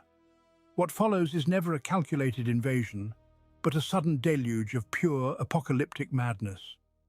Loyal citizens tear out their own eyes to escape the baleful glare of the black sun. Grotesque mutations ripple through the trembling populace in a matter of hours, reshaping flesh into abominations. Doomsday cults rise like vermin from the lightless underhives, singing discordant hymns as they slaughter the enforcers of the Lex Imperialis in orgies of mindless violence. The Inquisition of the Calixis sector exhausts endless resources attempting to suppress the truth of this celestial horror. Entire planets have been subjected to the unrelenting fire of Exterminatus simply because the shadow of the Tyrant Star dared to pass over their orbit. The Ordo Hereticus burns thousands at the stake just for whispering the name of Comus, desperately trying to silence a prophecy that refuses to die. Despite the vast archives of the Ordo Malleus, this phenomenon defies all demonic categorization. It does not align with the bloody dogma of the Blood God, nor the pestilential rot of the Plague Lord. It offers no twisted perfection, and it weaves no labyrinthine schemes of sorcery. It brings only absolute cold destruction and a soul-shredding despair that operates entirely outside the great game of the Pantheon. To understand the true existential terror of the Tyrant Star, we must deeply examine the esoteric concept of prophetic entities. The Immaterium is a realm completely devoid of physical laws, and crucially, it is entirely unbound by the linear flow of time. Radical scholars of the Forbidden Texts theorize that Comus is not a fully formed entity from the ancient past. Instead, it is a devastating pre-echo of a dark god that has not yet been born. Its future existence is so immensely dense, so cosmically catastrophic, that its crushing shadow is cast backward through the chaotic tides of time. This temporal distortion acts as a psychic poison, driving mortals entirely mad before the entity even draws its first breath in the Empyrean. The Calixis sector is bleeding from a festering wound inflicted by a divine weapon that has not yet been forged.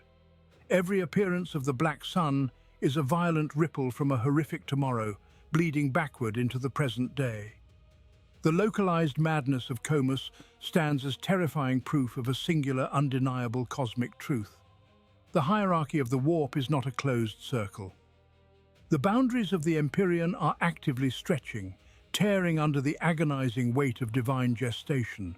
If a nascent nightmare can drown entire star systems in blood before it even exists, one must look to the churning depths of the warp with utter dread. The cosmic pantheon is far from sealed, and the cycle of divine birth has already begun anew.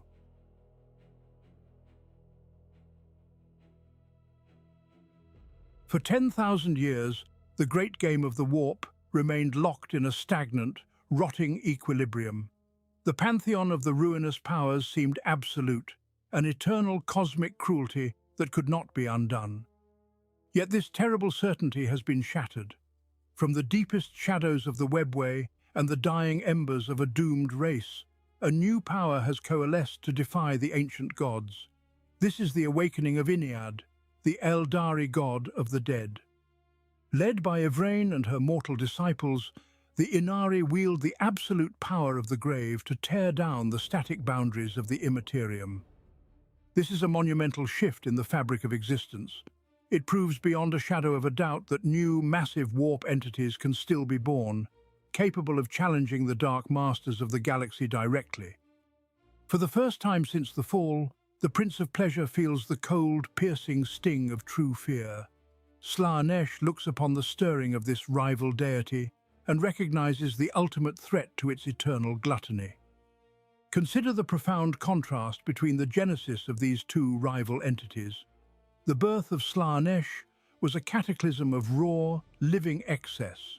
It was a natural, catastrophic eruption fueled by the unchecked depravity and unbridled passions of billions of living, breathing Eldari. That dark nativity tore the fabric of reality asunder and created the Eye of Terror in a screeching vortex of agony and desire. Iniad represents the absolute antithesis of that ancient tragedy. The god of the dead is the product of an artificial, meticulously controlled gestation. Instead of feeding on the chaotic passions of the living, Iniad was nurtured in the cold, silent sanctuaries of the infinity circuits. This new god is fueled by the collective souls of the honored dead. a vast reservoir of sorrow and duty refined over millennia. It is a calculated weapon of vengeance, forged from the ashes of those who refuse to let their spirits be devoured. Death itself has been harnessed, shaped and weaponized to unmake the very god that feeds upon Eldari souls. A deity of the fallen now stirs in the warp, a testament to the sheer power of sacrifice and accumulated spirits. This deliberate apotheosis changes everything we understand about the deep warp and the nature of divinity. If a fractured, dying race can deliberately cultivate a new god from the psychic resonance of their departed kin, it casts a terrifying new light upon our own species. One must look to Terra and the golden throne that sits at the heart of our suffering empire. For 10 millennia, humanity has fed its own souls to the master of mankind, offering up countless billions of martyrs in his holy name.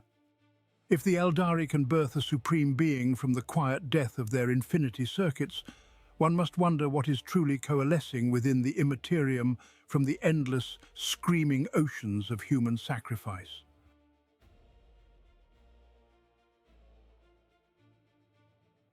If the birth of Inid proved that the concentrated souls of a dying race could coalesce into a new divinity, we must turn our gaze to the grim mirror of humanity. For 10,000 years, the master of mankind has not merely sat upon the golden throne as a dying warlord. He has been the focal point for the desperate, fanatical devotion of countless trillions of human souls. Every prayer screamed in the mud of a trench, every hymn chanted over the pyres of heretics, and every tortured breath taken in his name feeds a singular growing storm in the immaterium. Once, hidden sects whispered of the Star Child, a nascent entity of pure salvation gestating in the warp, waiting to be born when the Emperor finally shed his mortal coil. They believed this radiant savior would cleanse the galaxy of chaos and usher in an age of everlasting peace.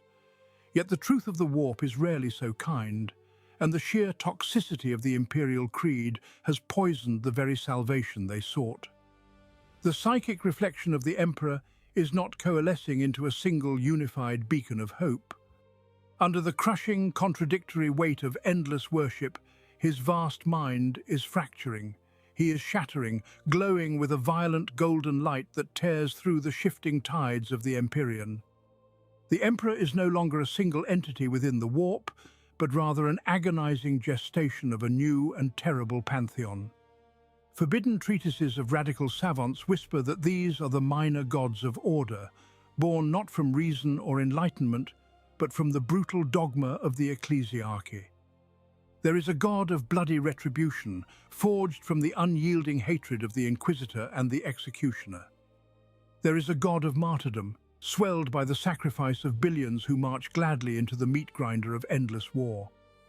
There is even a god of blind ignorance, a suffocating psychic presence born from the mandated suppression of truth across a million worlds. This fractured golden pantheon is already flexing its nascent might, extending its burning reach into the material realm. Consider the fiery apparitions that turn the tide of hopeless battles across the galaxy. The living saints, wreathed in blinding fire and wielding blades of agonizing purity, are no mere mortals elevated by divine grace. They are imperial demons, warp-spawned entities of the Emperor's shattered psyche, wearing the stolen faces of human martyrs. Beside them march the Legion of the Damned, spectral avatars of absolute ruin who enforce the rigid will of these new golden gods. Some Hertech scholars claim that they are the raw warp stuff of the master of mankind, shaped by the collective madness of his worshippers into instruments of absolute merciless order. This violent radiance is expanding, burning like a golden cancer through the chaotic currents of the immaterium. The realm of souls is being scarred by this blinding, fractured light, a celestial invasion that disrupts the ancient equilibrium of the deep warp. Such a massive incursion of localized power cannot go unnoticed in the eternal struggle of the Great Game. The domains of the primordial ruin are being breached by these new, zealous anomalies.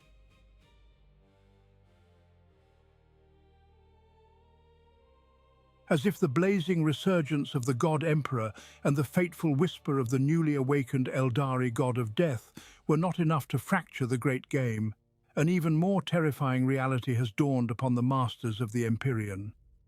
The primordial lords of chaos, so long accustomed to their undisputed reign over the immaterial realm, now find themselves entirely surrounded. They look out past the borders of their shifting domains and realize they are no longer alone. This is the shadow in the warp, the psychic footprint of the tyrannid hive mind. It is not a god born of emotion or mortal belief, but a singular, cold, unfathomable intellect of cosmic proportions.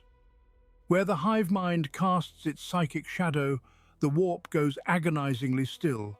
Demons, creatures of chaotic frenzy and raw passion, suffocate within this absolute void. They are starved of the swirling energies they need to exist, shrieking as their forms dissolve into nothingness against an impenetrable wall of Xenos static. The great devourer does not play the great game, it merely extinguishes it. Yet the creeping frost of the hive mind is not the only cataclysm crashing against the shores of the chaotic realms. From within the galaxy itself, a crude, deafening roar shakes the very foundations of the immaterium. A green tidal wave of unbridled, joyous violence is rising. These are the twin orc deities, Gork and Morcck. Powered by the collective psychic resonance of untold trillions of greenskins, these titanic brothers do not scheme or plot. They simply brawl. They stomp blindly through the delicate crystalline webs of Tzeentch, shrug off the necrotic plagues of Nurgle, laugh at the hollow seductions of Slaanesh, and beat the greatest bloodthirsters of Khorne into the immaterial dust. The sheer brute scale of these entities is staggering to comprehend. For eons, the ruinous powers believed themselves the absolute apex predators of the universe. Now, as the shadow in the warp freezes their domains and the great green titans trample their legions, a chilling truth ripples through the courts of hell. The Big Four are not the biggest leviathans in the cosmic ocean. They are merely the loudest storms upon its surface. The Empyrean is buckling under the immense crushing weight of these colossal outsiders. This unprecedented cosmic disruption, this violent fracturing of the great game, has not gone unnoticed by the desperate defenders of humanity. Deep within the most heavily sealed and warded halls of the Inquisition, certain radical ordos watch this divine panic unfold. Through forbidden auguries, they see the ruinous powers forced onto the defensive, bleeding their infinite resources just to hold ground against the Xenos intellect and the brutal twin gods. In this apocalyptic distraction, the most ruthless minds of the Imperium begin to formulate a desperately dangerous strategy. They whisper of ways to weaponize this cosmic turmoil, seeking to guide the encroaching shadows of the outsiders directly into the heart of the great enemy.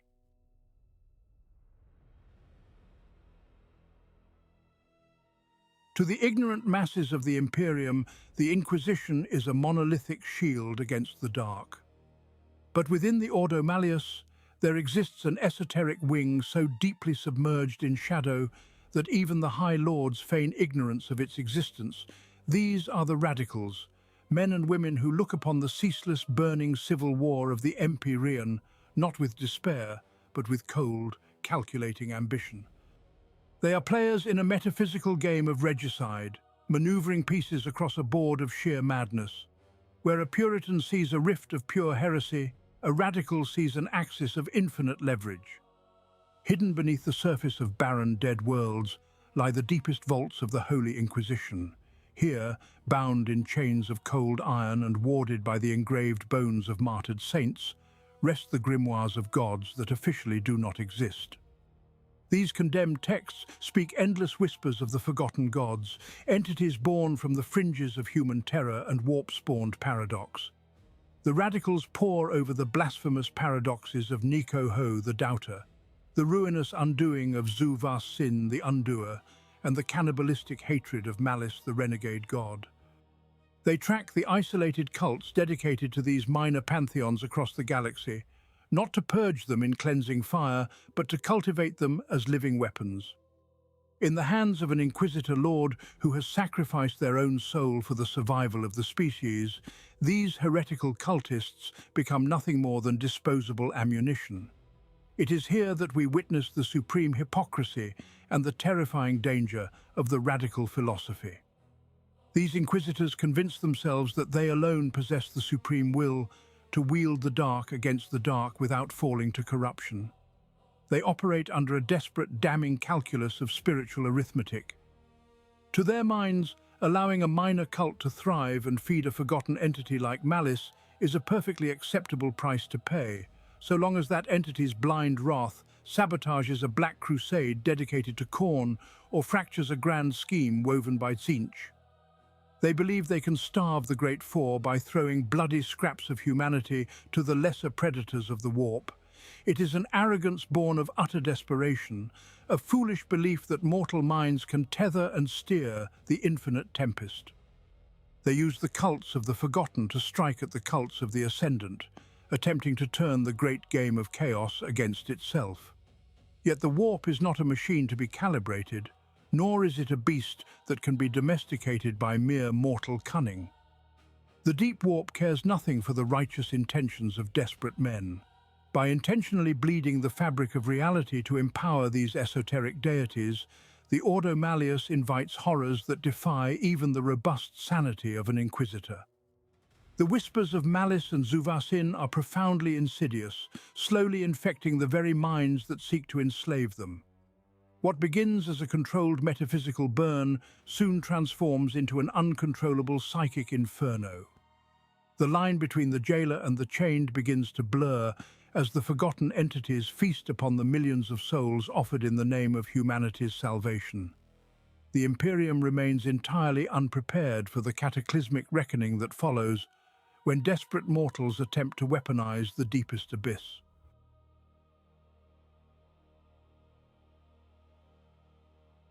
Apocryphal radical texts whisper of an ultimate test upon the besieged shrine world of Vayne.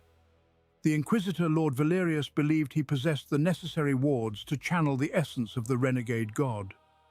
He sought to wield the weaponized anarchy of Malice against an entrenched Black Legion stronghold.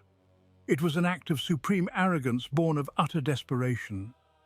The doomed Inquisitor enacted the forbidden rites deep within the planetary catacombs, while the heretic Astartes bombarded the surface. He offered a paradox as a sacrifice to the dark mirror of the warp. The response was immediate and catastrophic. The sky did not tear with the familiar hues of the ruinous powers. Instead, reality simply inverted itself into a stark, monochrome abyss. The Black Legion forces were not merely slaughtered, they were unmade by their own malice. Bolter rounds detonated backward into the hands of those who pulled the triggers. Chainswords chewed through the very ceramite of their wielders. The chaotic champions collapsed into screaming heaps of paradox as their oaths of ruin turned inward to feast upon their souls. For a fleeting second, Valerius believed he had won. Then the unaligned warp flame spread to the Imperial defenders.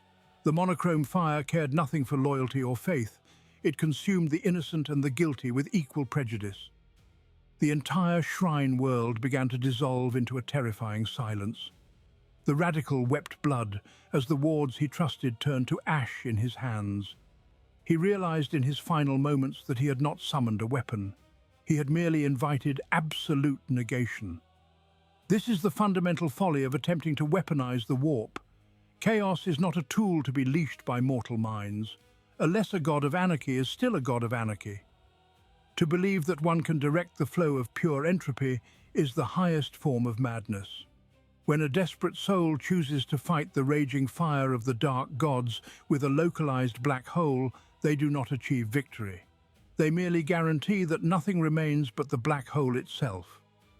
The few radicals who survived to record the event learned this bitter lesson as Vayne was erased from existence. Where a vibrant world of billions once orbited its star, there is now only a permanent and silent tear in the fabric of the materium. It is a wound that emits no light and echoes with no sound. It serves as a lingering monument to the danger of trusting the forgotten deities. Yet this devastating display of unaligned power did not go unnoticed in the deeper currents of the Empyrean.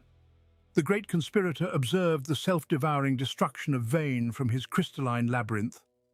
Tzeentch watched the monochrome flames burn away reality itself and began to understand the true nature of these lesser paradoxical entities.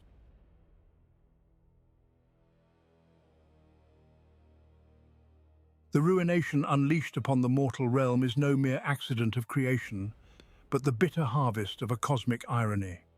The ruinous powers long believed they had won the absolute supremacy of the Immaterium. Tzeentch, the architect of fate, spun 1,000,000,000,000 threads of deception to ensure that only 4 brothers would feast upon the galaxy's suffering. In their arrogance, the Pantheon purged the lesser divinities from the great game. They took entities of unfathomable ancient power, like Ka of the shattered Hrud and the Renegade God himself, and drowned them in the absolute abyssal trenches of the Empyrean. The ruinous powers believed they were casting their rivals into an inescapable oblivion. They were entirely wrong. The architect of fate did not build a prison for the lesser gods. He built a vault.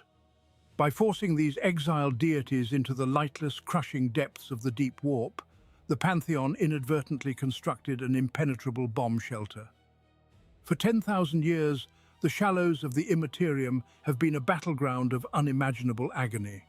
Khorne, Nurgle, Slaanesh, and Tzeentch absorbed the absolute brunt of the galaxy's changing tides.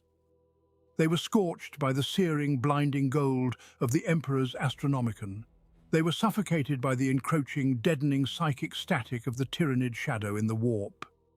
The dark gods bore the absolute brunt of the devastation on the surface, fracturing and bleeding as they fought an endless war against the anathema and the great devourer. Meanwhile, in the silent dark below, the banished entities were perfectly shielded from the psychic devastation tearing the upper warp apart. Now, the Changer of Ways looks upon the tangled skeins of destiny and realizes the horrific magnitude of his miscalculation. Tzeentch sees that his ancient purge of the Renegade God was the very act that saved his rival.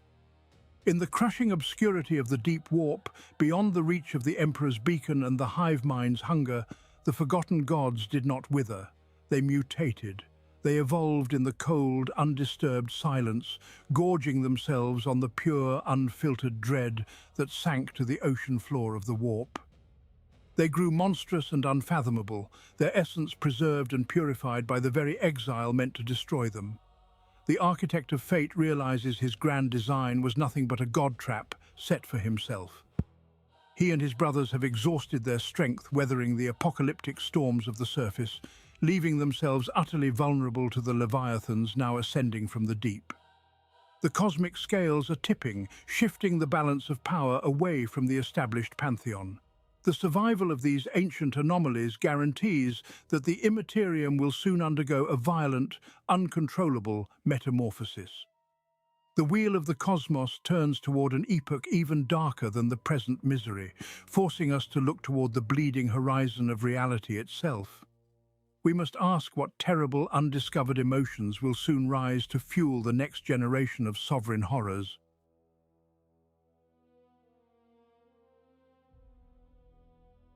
The great conspirator understood the truth too late. Tzeentch saw the deepest abysses of the Immaterium not as a battlefield, but as a shelter against the coming storm. Yet shelters are meant for the living, and what gestates in the abyssal trenches of the deep warp has never drawn breath. To understand the metaphysical future of our dying galaxy, we must understand the principle of emotional entropy. The warp is a mirror, reflecting the collective soul of sentient life.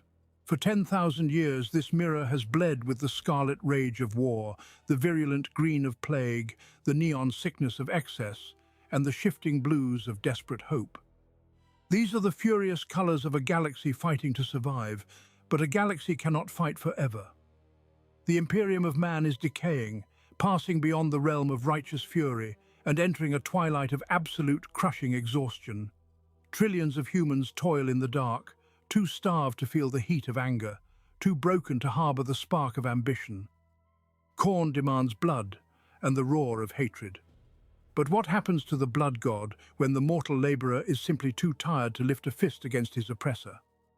Slaanesh feeds on the pursuit of sensation, but absolute sensory deprivation and the numb void of starvation offer no banquet for the Dark Prince. Nurgle requires the perverse joy of rebirth through rot, yet the cold sterility of technological dread yields no organic harvest. Tzeentch weaves the threads of ambition, but a species that has completely given up possesses no threads to weave. The great pantheon is destined to starve. Their sustenance is being choked off by the sheer weight of mortal apathy. As the fires of the chaos gods dim, the temperature of the warp drops into an abyssal freeze.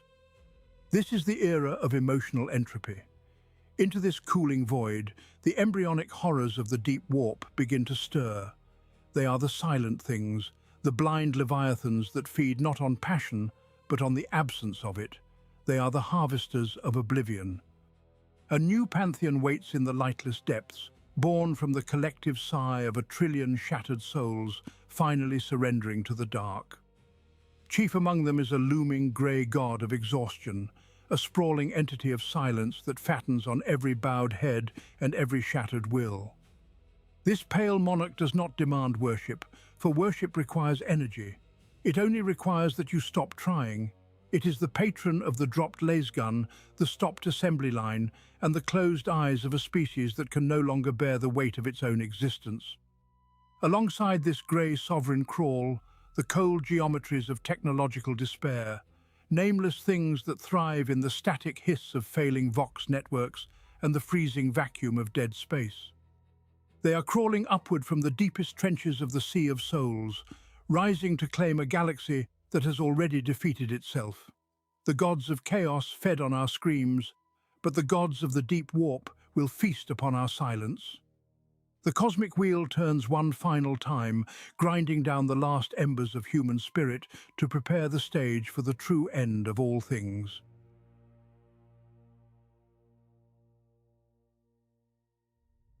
We have gazed into the bleeding heart of tomorrow and found only the same unending despair. The master of mankind, the 4 ruinous powers, and the forgotten deities of dead aeons are all bound to the same agonizing wheel of existence. They are eternally trapped within the churning, inescapable currents of the Sea of Souls, forever locked in a war that can never be won. Yet the greatest delusion of the mortal mind is the desperate belief that we understand the masters of this unnatural realm. We name them Khorne, Tzeentch, Nurgle and Slaanesh, anchoring our fragile sanity to familiar titles and domains. We codify the blood god's unending wrath, the grand schemer's fractal labyrinths, the plague lord's festering rot, and the dark prince's bottomless thirst, pretending that these rigid categories encompass the entirety of the abyss. They absolutely do not. The pantheon we fear so deeply represents nothing more than the turbulent surface storms upon a cosmic ocean that possesses no bottom. Beneath those crashing waves of familiar ruin lies a plunging, pressure-crushed darkness of unimaginable depth. The true terror of this hostile universe is not the malevolence of the gods we already know, but the infinite, formless potential for new entities we cannot even begin to comprehend. The immaterium is boundlessly vast, a primordial tempest of unfiltered psychic agony that stretches far beyond the fragile boundaries of real space. In its lightless depths, Xenos currents are constantly gathering, twisting into shapes that defy both logic and sanity. These embryonic gestalts feed upon the shifting anxieties, the evolving traumas, and the unspoken dread of 1 trillion mortal souls. Every time humanity invents a new method of widespread destruction, a new shade of suffering is painted into the fabric of the Empyrean. Every time a terrified populace is subjected to an unprecedented form of totalitarian cruelty, the underlying resonance of the warp shifts to accommodate that fresh nightmare. The great game played by the established ruinous powers is but a localized distraction from the unseen gestation occurring in the absolute deep. There are horrors yet unborn, conceptual leviathans slowly gaining malignant sapience in the silent black. We are the architects of our own ultimate undoing, for the dimension of souls is nothing but a perfect, merciless mirror. It does not judge, nor does it forgive, but merely reflects the absolute truth of our wretched existence back upon us with magnified ferocity. If the denizens of the material realm continue to cultivate their endless cruelty, the warp will synthesize those cascading sins into something entirely unheralded. This is the final, inescapable truth of our existence. Speculum immaterium omnia reddit. The warp reflects all. If humanity's nightmares continue to evolve, the Immaterium will birth the exact nameless god required to slaughter them in the dark. There is no salvation from a universe that weaponizes our own souls against us. We are utterly alone in the gathering night, waiting only for the infinite abyss to finally open its countless, unforgiving eyes.